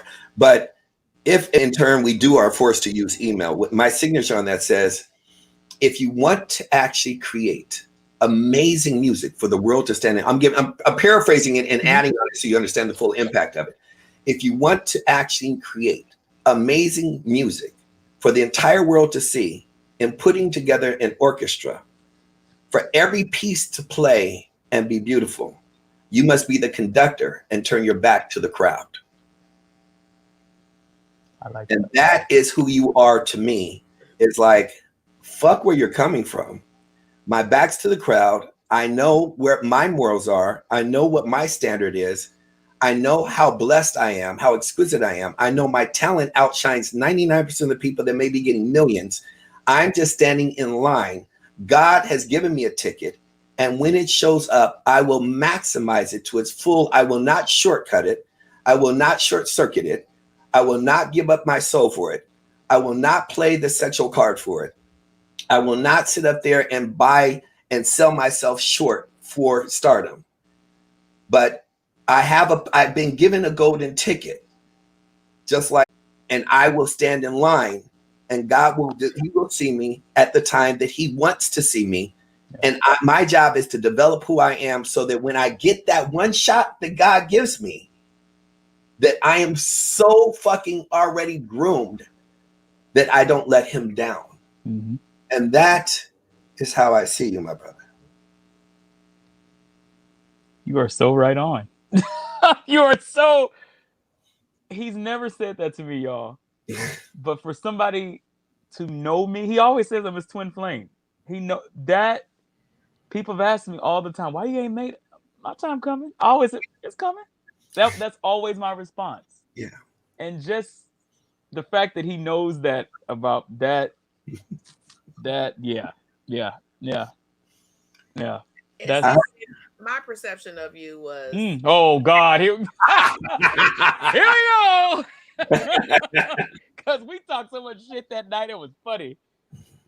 Because I can be a loner in a situation and be good, right? Be surrounded by people. And then that particular night, that's where my head was. So when we sat down, I was like, I understand him. He's just like me. Yeah. Before I heard you sing or anything. Yeah. And then the word certainty stays in my head. You were certain. I was like, finally, somebody who knows who the fuck they are, and we got to play this game back and forth. Right, I'm sure about who I am. He's sure about who he is, and we're sure the motherfuckers around us ain't right. And really echoing that as I go through, I'm going to go through because I know as I say a name, like, and when I say that, and I'm screaming at the audience. That's you guys listening, because you guys aren't a normal audience. You're our family. That's right. The only reason we could take this thing viral, we could go in a studio, we could dress this up. We already know by ourselves, each one of us can do our own show. Yeah. We don't need accessories. We don't need support. We don't need 3, 2, or 1. All we need is God and our soul to show up on the screen. Right. That being said, that automatically tells you, as I go through this, Brandy Johnson is somebody who's a new friend, and new friend does not mean anything because it's old souls. Just like CJ was a new friend, but you can have a friend that we say it all the time. You can know somebody for a week that has had your back much more than somebody that you've known your entire life. Right. Yeah. You can know somebody for a week. I've known all of you all my life. Mm-hmm. All my life. Like So you look at this, you got old and new. You got Fatney, who's been with me for damn near pushing now 4 or 5 years. You got Monique, who's been with me since 30 years deep without going into our history. You got Claudia, who's been with you for how many? I mean, just had your Claudia's just You got Nihal, who's gone through from one religion and converted, and me bringing her and begging to know Christ, and me bringing her closer to just being how God sent me in her life to be through what she's been through, which is a story in itself. T, who I've known for over 20, 30 years plus. Fatney, I mean, my big little brother Rob Poole is on here that I went to Morehouse with. I mean, I'm not going to date myself, but this is somebody who I don't have to talk to for 5 years. But if I call him, he'll come and kill everybody just on the strength that he's like, I don't need to know why, nigga. Who do we need to go kill? Mm-hmm. You know, it's like to have people like that and us having a common bond, you know, and the list is long in here. Michelle, Missy White, you know, and just hollering at everybody's on here. Serena, that's been down with us and consistent. Ruben, who's Ruben. Oh, yeah. Brian Atterbury. Brian. I mean, it really is having the people, because what do we say all the time? It takes a village to what? Raise a child. It also takes a village to raise a dream. Yeah. It takes a village. And I was just having this conversation recently at dinner at Fleming's, where I said, I don't want to see you like I've seen a few other women 10 years later, where you are so scorned. And because the only reason a person does the Moses syndrome. They have to do everything themselves. And we all go through it. Once we decide to become a leader, we all go through the portal. But until you understand that you cannot have open heart surgery on yourself, no matter how great of a surgeon you are, will you understand how I know this one person who's now pushing 50, 60 years old. She is the most amazing person on the planet that I know in creating stuff. She's written a book this thick. I probably have it down here, this big, with the most R&D research and development than any other. I mean, from front to back, her artwork, her everything. But because she doesn't have a choir, see what people miss when it comes to a village and aligning themselves for a community is that when it's done properly, for Jay and for and for you, for CJ, for me, if something comes up, anything business wise, spiritually wise, or money wise, I'm edifying you for everything naturally, as if it's myself. See, the collision if you do everything as Moses, and what I call the Moses syndrome, you don't have a choir. You don't have anybody to speak your praises. You think that you can do it by just hiring somebody or subcontracting somebody to edit this or to print that or to do your roof. But you don't have a community that believes in you, that you believe in, that then can go out there and expand you in an exponential way, in a multitude of ways, where blessings come and you don't know where they come from because you have tried to do everything yourself. If God wanted you to be by yourself, he would have left Adam here without a rib. Man. Mic drop. That's what I am. Well, that was one of the first things you told me when you asked me at the bar. You were like, "So you got a team?" I was like, "No." You were like, "Yes, you do. Now you do. You good now." Exactly. And anybody that knows me, that when he says that I don't, the give a fuck attitude, it's just that I didn't grow up with a singing family. Like, I'm the only one in my immediate family who can sing. Right. And every step that I've taken, every move that I've made in LA, like I've never had an agent, never had a manager, none of that stuff. It's always been because my mother taught me at a young age, conversation rules the nation. And I've always been able to just talk and see, and integrity is very, very important to me because I've been successful because of it. So I thrive on the integrity of others.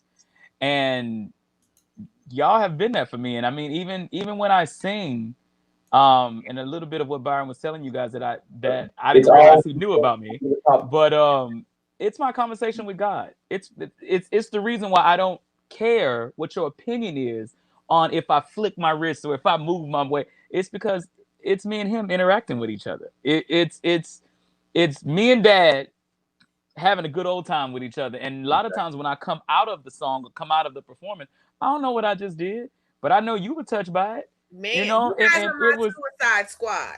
You know, and I remember like when Tommy was calling me, and people just, people are just people. They gonna have their perception about you. My mama taught me this too.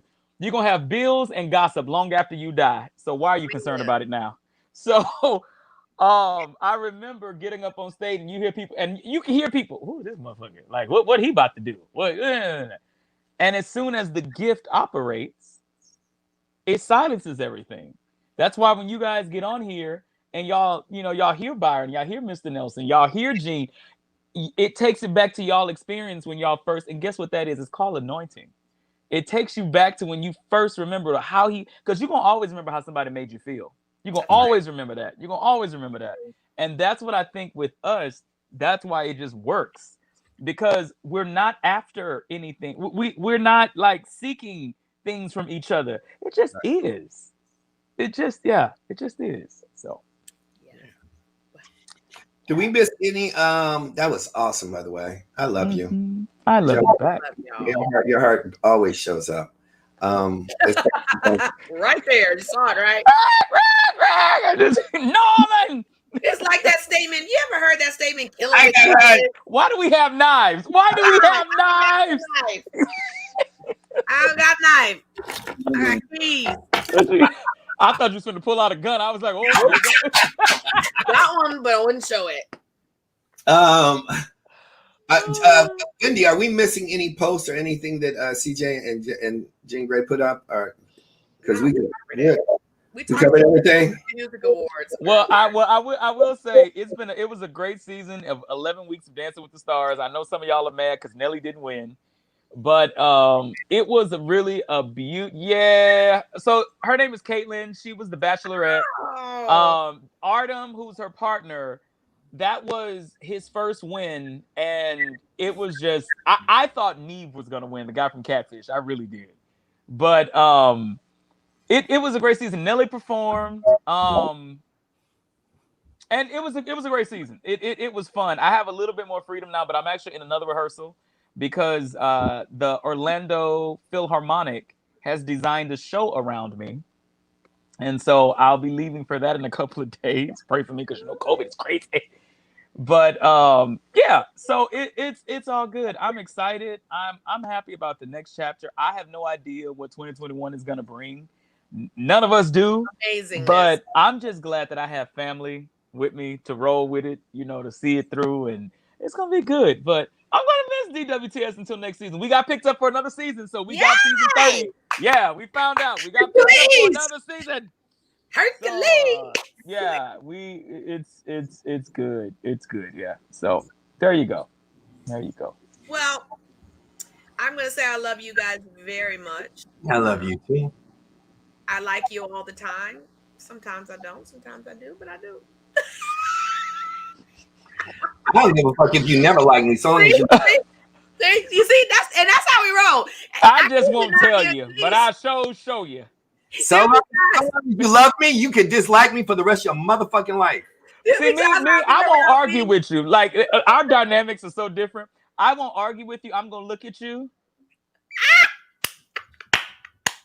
and that's it. And you'll know. And if you keep coming up to me, you're gonna get a kick in your face. You're gonna get a kick in your face. You're gonna get a kick in your face. That's what you're gonna get because they don't see it. And then I look at me and I be like, I ain't no punk bitch. We gonna have this conversation, and then afterwards we gonna go eat, okay, motherfucker? All right, pass the salt. Ain't nobody scared. I'm not scared. So I mean, so it's so funny. We just know each other's dynamics. It's like we just yeah. People like leave Mr. Nelson alone. He's not in a good mood. I said, well, I'm not going to talk to Mr. Nelson. B. You better answer me. Don't make me act up now. So, but yeah, that was, and y'all held it down. I came in and the conversation was good. All right, okay. He was wardrobe change and shit. Okay, so may the Lord continue to bless the triangle of love. Looking at continue to bless others. Thank you, Dwayne. Thank you, Dwayne. So can y'all guess who's my favorite Peanuts character? Snoopy? Nope. Who? Pig. Linus. Oh. Because Linus is authentically himself. Who is He cares. Linus carries the blanket. He carries the blanket. No, she wrote sinus. Oh, sinus. Well, whoever said it was right. She said sinus. That's so funny. No, if you ever watch, Linus is gonna look at the situation. He's gonna assess it. He's gonna carry that blanket around, and he's gonna be like, "Nope, this ain't what I want. Oh, nope, this ain't what I need." Linus has always been my favorite out of all of them. Well, I want everybody that's on here. I know we talk about different relationship things, and Oh, wait, guess what? Wait. What? If you go on the page, everybody is saying Linus. They know. Yeah, they know me very well. Y'all don't know me. We would like to hear some of your thoughts, some of your suggestions. I had and I heard one of my inboxes. I won't say who it is, but yes, there's some good subjects around what women want and what men want. I would like to know what you guys want to hear from us. Yeah. In regards to relationships. It doesn't have to be for women. It could be work. It could be anything. Yeah. And we'll talk about it. Well, Gene, go ahead and bring them folks back in. Bring back those. Howdy. Before you do that, let's see here. We got Fat Nay. We got Dottie out of Australia. We got Monique, who's always on. Brian Atterbury. Hey, we missed you. Like we missed him last week, right? Yeah, he was missing last week. Yeah. Sika, Queen, Tiki, TTT. Serena. Since she changed her name, I'm not gonna say her real name because maybe she don't want her real name out. That's why she got things on there. So I don't know. I mean, I know her real name, but I don't know if she want everybody else to know. She might want, if you want everybody else to know, type it in there because you know there's a reason why you got Tiki's in there. So anyway, you got Dwayne Miley, you got Dorel, my girl out of Canada, Toronto. I love you too, girl. You got Brandy, I love you. She said, "Kia, bitch." I don't know what the fuck. Fat Nay, love my baby Fat Nay. Fat Nay, probably the Persian queen. DC. Brian. Go ahead. I was just saying, Brian just asked the question. He said, CJ, I'm a big Michael Jackson fan, and The Weeknd has a cover of MJ's Dirty Diana called DD that I want you to hear. But do you think that could be your closing song later? I'm going to answer that very quickly, Brian, and say no. I do not like The Weeknd. I do not like, he literally is a watered down version of Michael Jackson. If I want Michael, I would listen to Michael. I just cannot get with his vocals. And I don't even want to use his vocals as a demo to sing a song better. I just don't. So the answer is no. No. There you have it. You got Sophia. and Brian, I want you to do something. I want you to Google a couple of songs that you've heard me do freestyle, like at my show and things like that. And you wouldn't ask me to sing no Weeknd song. Just real talk. You wouldn't ask me to sing no Weeknd song if you heard me sing Neither One of Us or I Will Always Love You or Crazy or something like that. You wouldn't ask me to sing that shit. So no, love you though. We got DC Dave Culver is on. We got Claudia, our sister, my lover. There you go, right there. You got Michelle Missy White. I said Sophia. You got Brandy. I said Brandy. Patricia. I love her. Yeah. Always. The other day, she was the other day. Dwayne. Monique Davis, Sharon Fletcher. Two queens in their own right. Fat name we got there. Boom, boom, boom. And I told you guys, my little big brother. You guys got to meet Rob Poole. He's just extra. We got to figure out how to have a dinner, even if it's 6 feet apart. So look, December, first week in December, y'all. I want to see y'all. I'm out of the bubble now. So great. And we have a dinner. We're gonna take over a restaurant and just have everybody booked. That when we say have a, we want to put the disclaimer because many of you of our personal friends are on here. That means you come with your pocketbook to pay for your own damn dinner. But we're gonna make sure we have a reservation for everybody to come. Right? We going in 2021. Don't come thinking I'm paying for your shit. So and then we have. What you gonna do for me?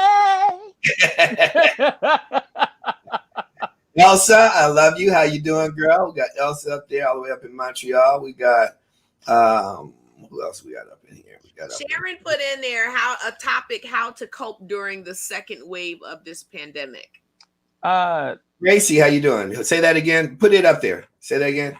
Sharon Fletcher's comment, suggested topic, how to cope during the second wave of this pandemic. That's good.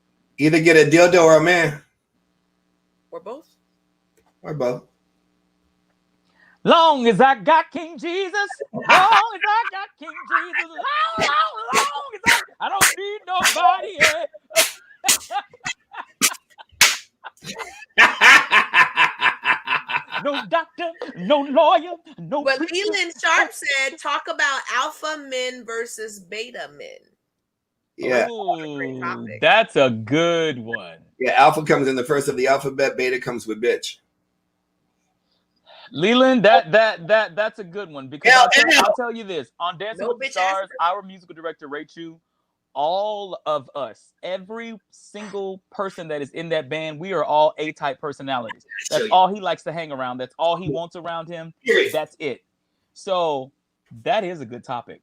That is a very, very good topic. So I got to show y'all, right? So LL, so I was so blessed. I don't have time, but as we go through the next weeks, I'm going to showcase everybody. So you guys know LL is one of my best friends. You guys have heard me talk about Leland before. He actually, during the pandemic, had his own music. He is one of the most, I can't even call him one thing, but he's CJ. I'm your big brother. He's my big brother. Okay. I love it. I love it. Yeah. Our spirits are so interchangeable. Yeah. But I'm going to show you this Negro for my birthday. I don't know if you guys can see that. I want to take it out so you guys can put it up there. He painted that. Oh, wow. Oh, wow. That is tough. I like it. That is absolutely beautiful. It is. Right. So what is it? Is it the lady in the moon? Is that what it is? And my favorite piece you sent me right here. I need you to see this right here. The Queen of Zamunda. And you're gonna love this, CJ. Oh my God. I love that. OMG. This was my birthday gift. That is awesome. OMG. Wow. He has his own site. I'm gonna bring him on the profile. I'm speechless right now. That is this conversation is our conversation, and he needs to be with us whenever he can clear a night. Yeah, Leland, hey, bro, your work is absolutely amazing. Seriously, absolutely amazing. Yeah, you know. So, yeah, that's my family right there. That boy right there.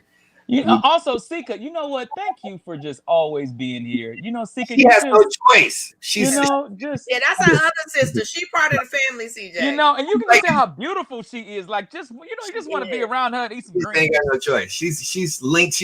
She's either the 7th or the 8th part of the vertebrae, so she can't really go nowhere. Yeah. Well, I'm gonna bring these children back out. All right, go ahead, bring them out. Bring them out. Bring them out. We're right, boy. Yeah, bring them out. Bring them out. Hey. Yeah, I love you, people. They can come too. Yeah. Close us out. All right. So we already. How we gonna end this, B? How we gonna end this? You know what? Next week I'm gonna actually showcase not all of my gifts. Some are very intimate and personal. But look at this right here. This one here is called the Me Journal. The questionnaire keepsake. In here, and I'm sure she's on. And look at this right here. I just got to show you the Grateful Journal. I love journals. So books like that's amazing. And in that, it came in a box. The Goals Journal. And they are the journals. I'm talking about. It's broken down. It's broken down. It's like, and just I have to. Maybe that might be a faster way. I'll just send everybody that's got me gifts to make sure they're on here and acknowledge them, because time is getting away, and I have to make sure that, before I send them Christmas gifts, that I acknowledge them for my birthday gifts. And life, just with the pressing of time and the urgency and the deaths, I'm waiting for a third death. Unfortunately, the Grim Reaper, and it's funny because I shared, that, I was talking to my girl. I was like, look, this is what's going to happen. I can smell death. I know when death is going to happen, just like I know when birthing is going to happen and a person is pregnant. Like, it's that intuitive side that you develop. It's a muscle. It's not like, ooh, your monkey smells sweet.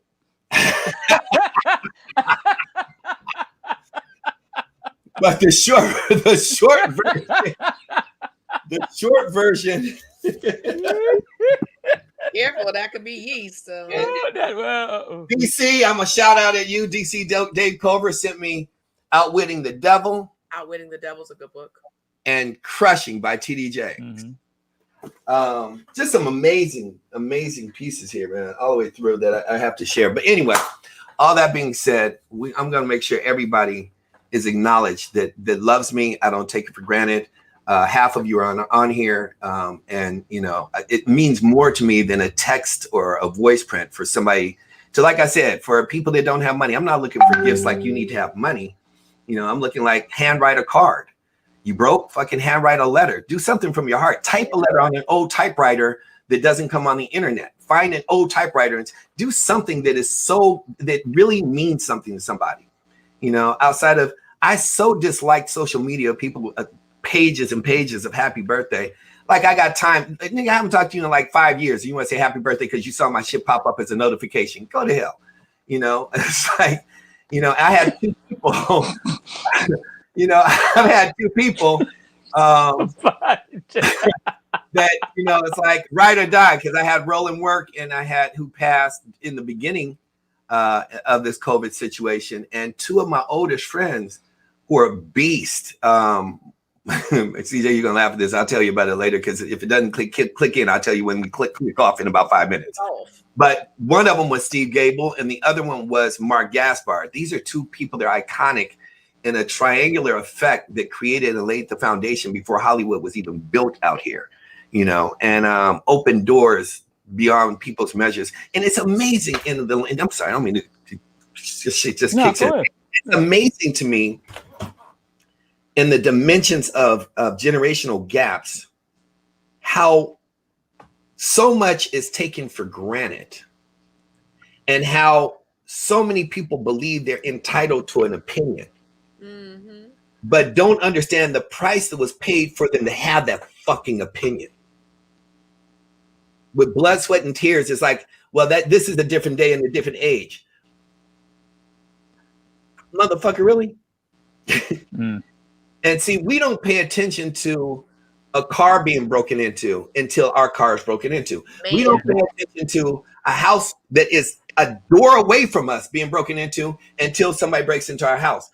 And unfortunately, in this generation, people are not going to understand the pain and the price that was paid for them until they've been assaulted on the street, or until they've been raped, or until they've been abducted, or until something happens to their children, or until they put a parent in a hospital and they're neglected, or they put a parent, even worse, in a home, and the people that work at the home are treating them like shit, and they got to get caught on a camera. Now, all of a sudden, they want to carry a flag and march and create some noise about what's injustice, but you took shit for granted because you didn't take a stand when you had to take a stand proactively. You want to go get an insurance policy after you had an accident. Yeah. That's the most stupid shit I've ever heard. Anyway, I'm sorry. I just had a Tourette's.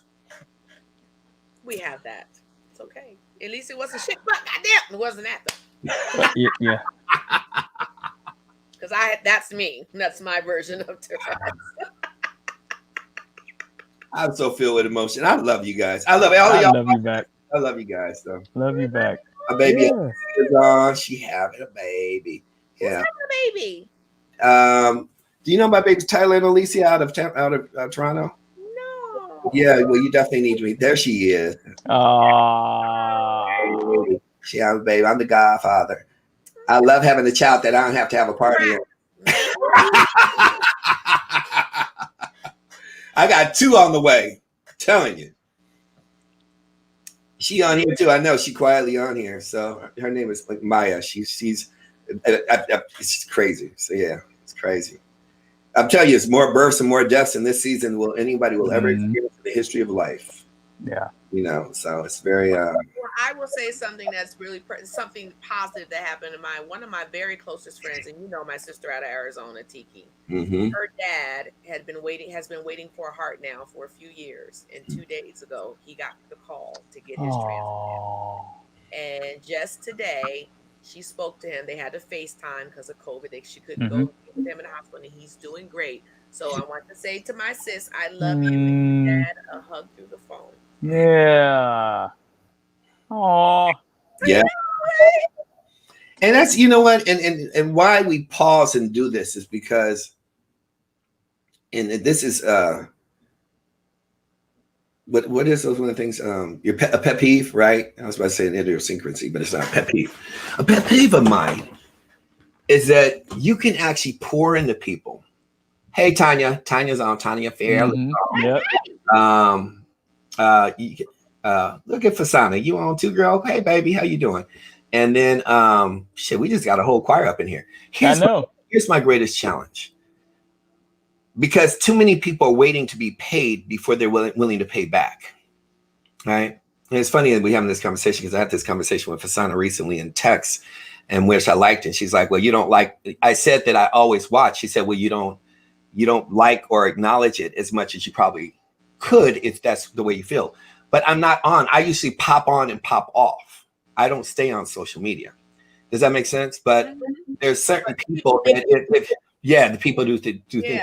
But if there's a way that I can acknowledge and leverage my influence and my body count to help somebody, if it's requested, like CJ says, I'm dropping a single, or Sana says I'm launching a project, or Jay says I'm about to do this.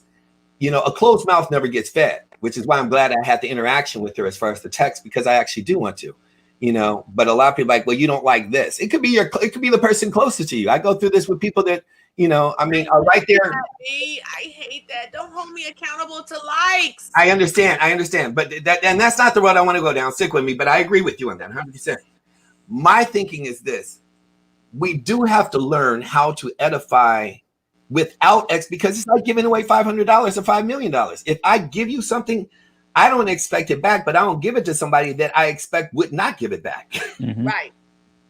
So it's like, and if I do give you 500, we're going to use a low denomination, then, and you don't give it back, then it's the lowest amount it cost me. That was a price I'm willing to pay that I don't have to give you 5,000 later. I'm not gonna, I don't need I'm to about to, and you came cheap.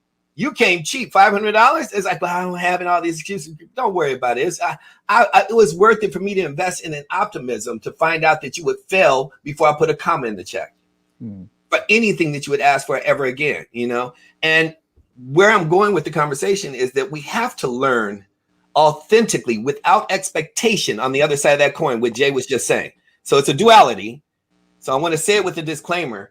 If you do things with expectation, you shouldn't fucking do them. Let's get that. Okay? Let's get that very clear. Don't do shit for me with an expectation, because I'm the first motherfucker that will intentionally let you down. On purpose, just to prove a point. Just, and Jay knows that. Jay wanted. What did you want for your birthday? You ain't let me down. The fuck no. What did you want for your birthday? I wanted 1942. And when was your birthday? September 13th. And when did you get it? Last week.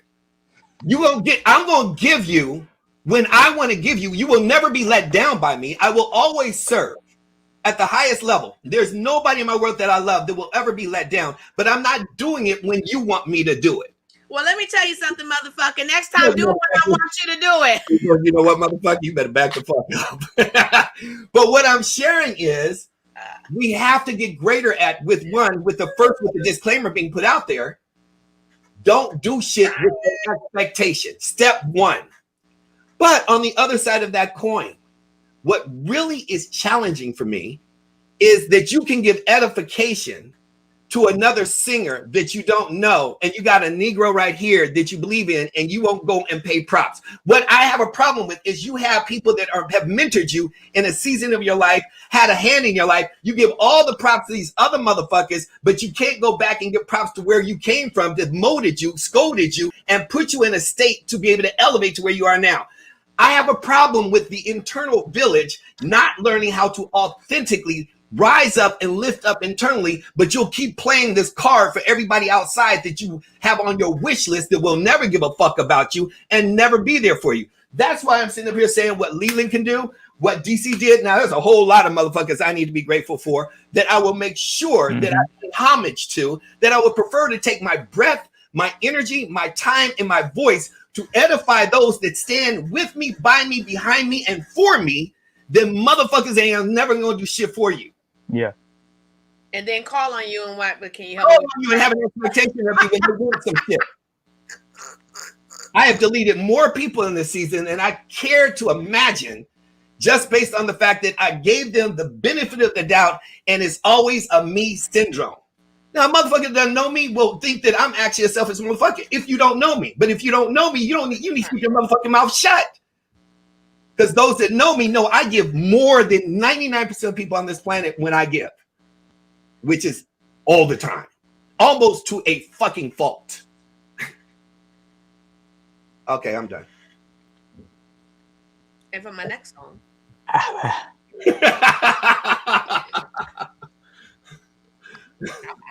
I'm out of copy. Well, I want to hear an amazing song. I feel like being tantalized. Well, from what you just said, I was thinking on something else.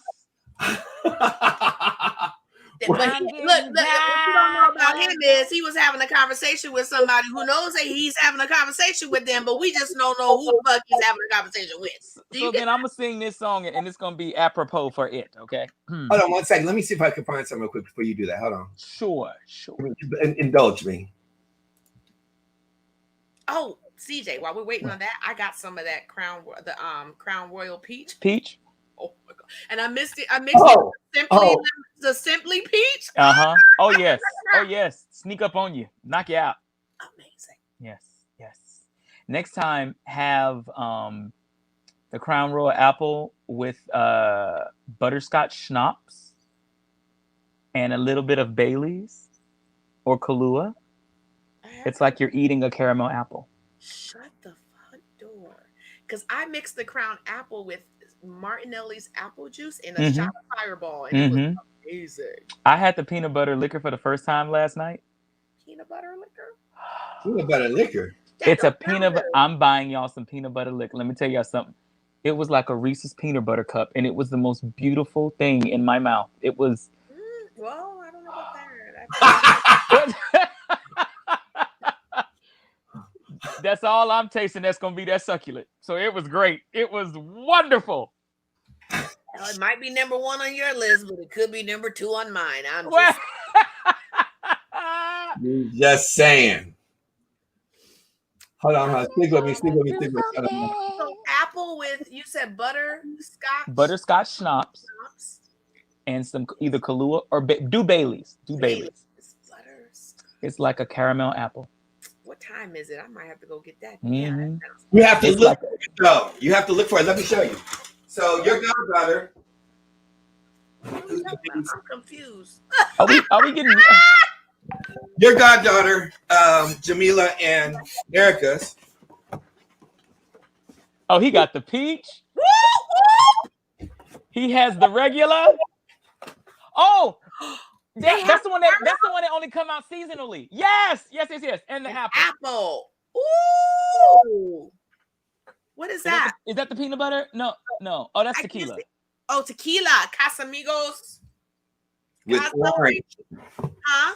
With orange. You have to take this with orange. Ooh. And I love orange. I don't just like the color. I love the fruit, actually. Well, that peach Crown Royal is bomb. Yes, it is. Yes, it is. Well, give me 10 seconds, and if I can't find it in 6 seconds, I'm done. I don't want to. 5. I know you count. 4. 3. That's terrible. 2. Because I don't want to go after CJ. 1. Here's something. B-Day. But Mr. One, I'm gonna put this on. Oh, motherfucker. Mr. One, Right. I'm just saying the song should have just started playing, man. I'm just saying. You know what I would mind? Some fried chicken, collard greens, cornbread, and some black eyed.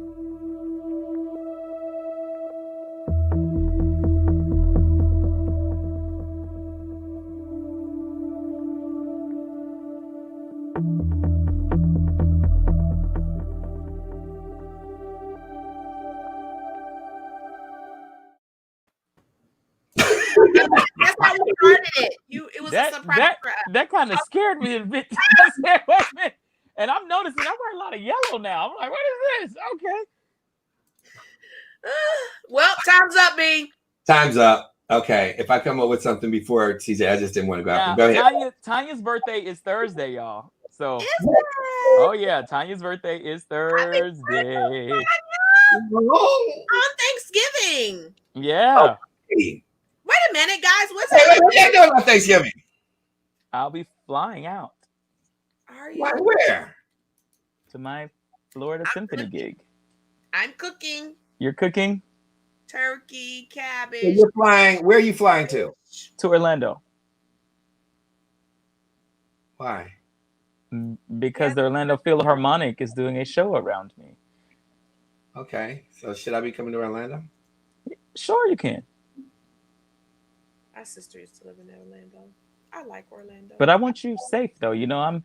They're literally ushering me in, private everything. But because I ain't trying to be around all these motherfuckers. Where do you think I'll be, nigga? Right next to you.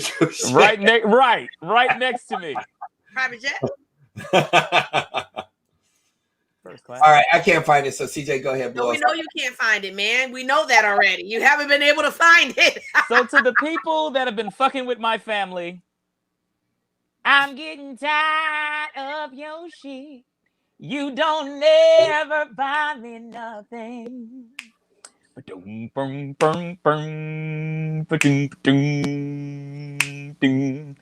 And every time you come around, you got to bring Jim, James, Paul, and Tyrone.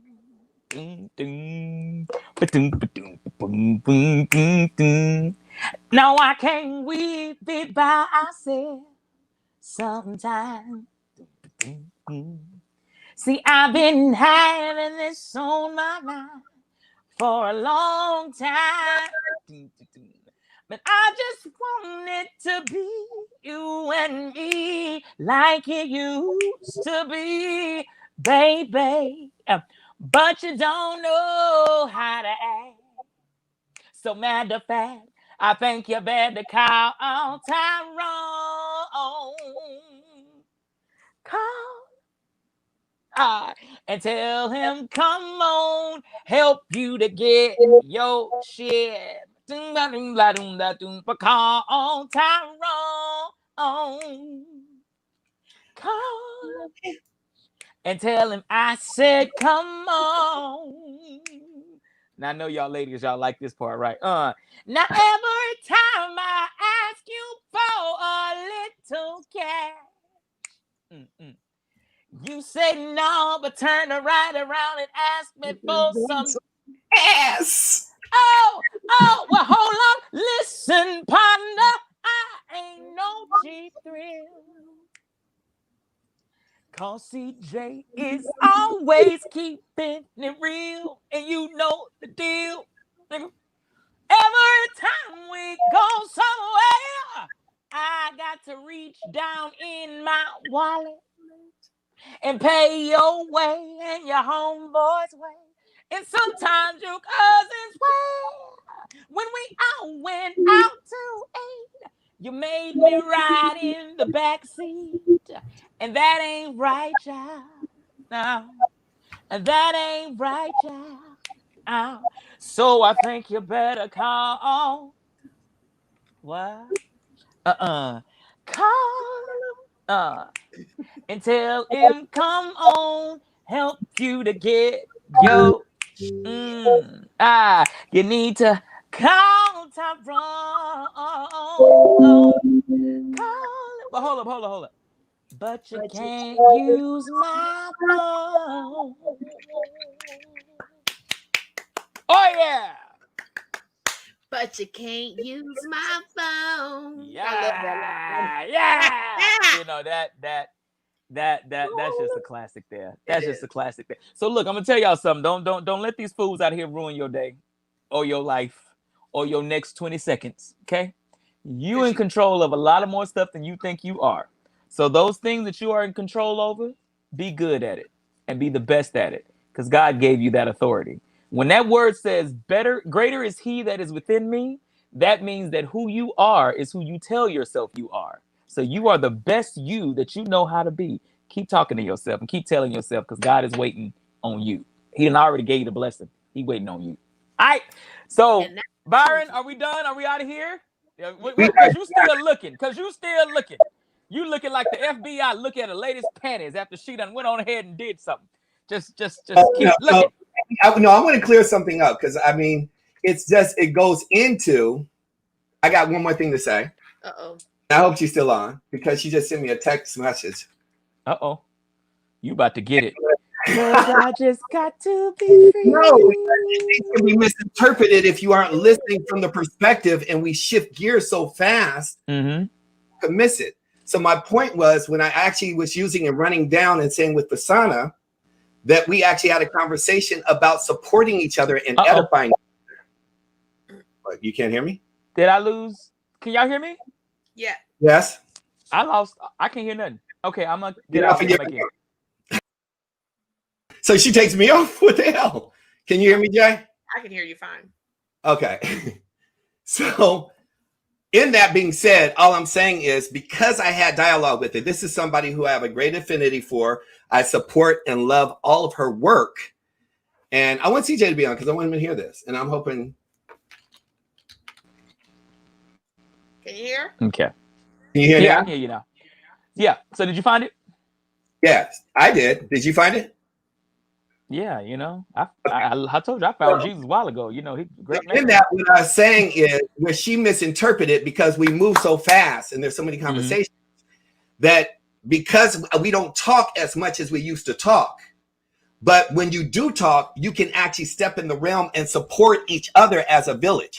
She's been nothing but an extraordinary advocate for everything I've done in business, outside of business, and around business. And we have people like that are in your village, that if you do establish more communication, if we establish more communication, there's more I should be doing for CJ, for Jay, for all of us. That's my pet peeve, is that we don't support each other more when we should, but we'll give edification to everybody else.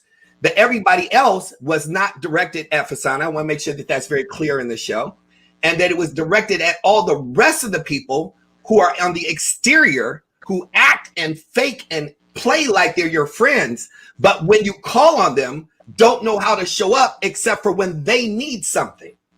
That's the point of the conversation. Are you guys understanding what I'm saying, Jay? I am totally understanding what you're saying. So yeah. For me, when I bring up a name, first of all, if I have something negative to say about somebody or something I don't like about somebody, I will never use you on this show or any other show. In fact, here's a secret. I'll never mention your name in my fucking life ever again. You don't have to worry about your name coming out of my mouth on a show, in a publication.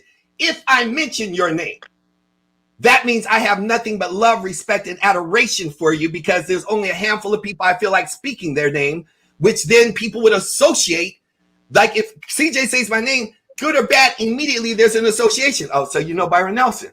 Well, let's see how you stand by him. So I wanted to make sure this is very clear that it was an edification and support of what she's doing in projects she's launching, and that she's always been there in my corner, even as of recently taking a stand. Before you send me another text, for anybody that I love, I want you to know, if I use you as an example, like Leland, I want to bring up the picture. Her project, I can't put it on the screen to show all the things that she's doing, but she's doing amazing in creating a program for opportunities and branding for people that have a business. Mm-hmm. And her name is Fasana Patel. You should find her on Facebook. She is extraordinary. So the people, whether I say Darrell, T, anybody, when I bring up a name, it's because it's out of love, adoration, and respect in an alignment and congruency that goes way beyond. I will never, ever use somebody as an example or de-edify somebody out of my mouth, especially in a public forum. But it's like I've been working on my branding. I got to tell you guys some of this while we're still here. Yeah, I got to share this one with you. So it's like some of my favorite statement while I'm doing, because you're coming up with lines for your storybook, for your Instagram, for all of that, right? So I came up with these, and my favorite one is, if you got time to talk negative about somebody else, you don't have enough shit going on in your own life. I don't have time to talk negatively or even put somebody on blast unless somebody fucked over me. And in that, I get quiet and isolated and let God do the work so I can move into a different realm until it passes so I can go to the next level. But I want you guys to hear some of these, because I love some of your feedback since we're still here. And we're going to call Tyrone right after it's going to close out. If you have time. So that one, don't talk about it, be about it. Labor in silence allows your success to be noisy. Love that one. You can't get to your destination if you drive looking in the rearview mirror. At all. It's not focus you need, it's eliminating distractions. To focus is to be as skilled as a photographer on an angle, the lighting, the timing, not a picture from a cell phone on the fly.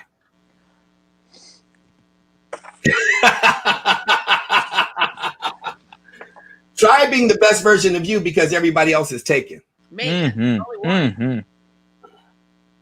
Relationships, are you spending or are you investing? And the last one. Ooh, that hit for me. You know what? The one that really where I am in the health program. Are you spending or are you investing? Are you spending or are you investing? And the last one is, you talk to a doctor and he says, that doctor over there he's practicing medicine. We'll have him practice on somebody else.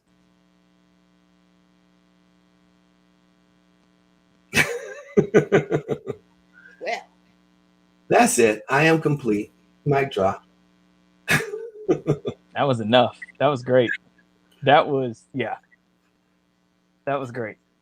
I was thirsty. So many are. So it's just clarification. If,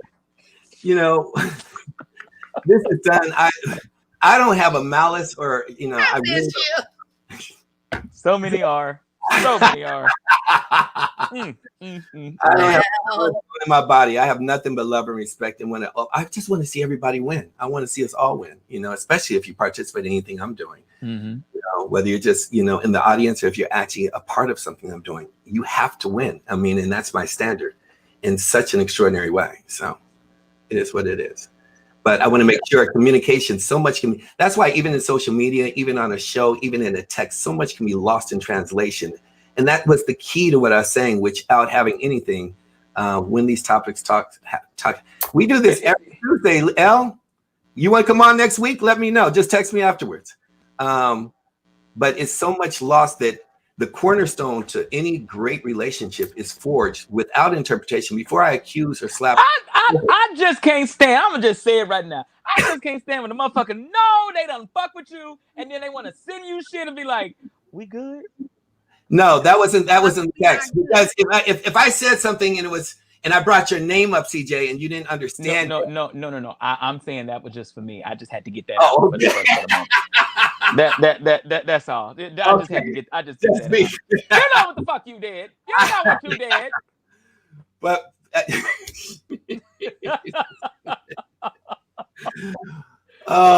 my thing is just respecting the boundaries of people and loving people and raising people up, and that's all it is. It really just comes down to making sure people the clarity.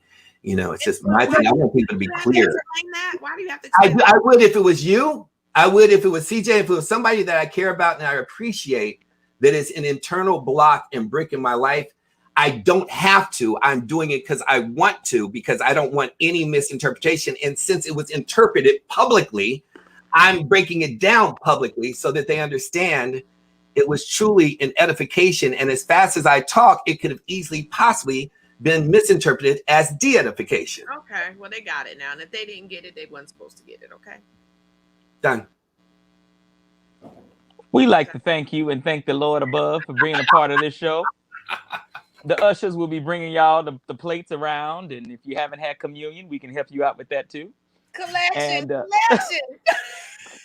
But no, real talk. We'd like to thank you all for joining us for another episode of Bring It to the Table. Make sure that you share because there's plenty of leftovers, and bring some more folks to dinner next week. All right, we love y'all. We thank you.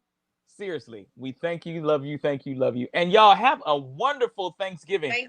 Be safe, keep that little thing small, y'all. That virus is still out there killing folks. Today made the highest numbers in one day of fatalities. I think it was 2,000. So y'all stay safe because we want to see y'all here next week, disease free. Okay? Thank you. And we want you to strap up too. Okay? Bye. Bye. Love y'all. Did they turn this shit off yet? Is it off? Are we done? I mean, because I don't know how long I can hold this smile. I know this motherfucker. You know what?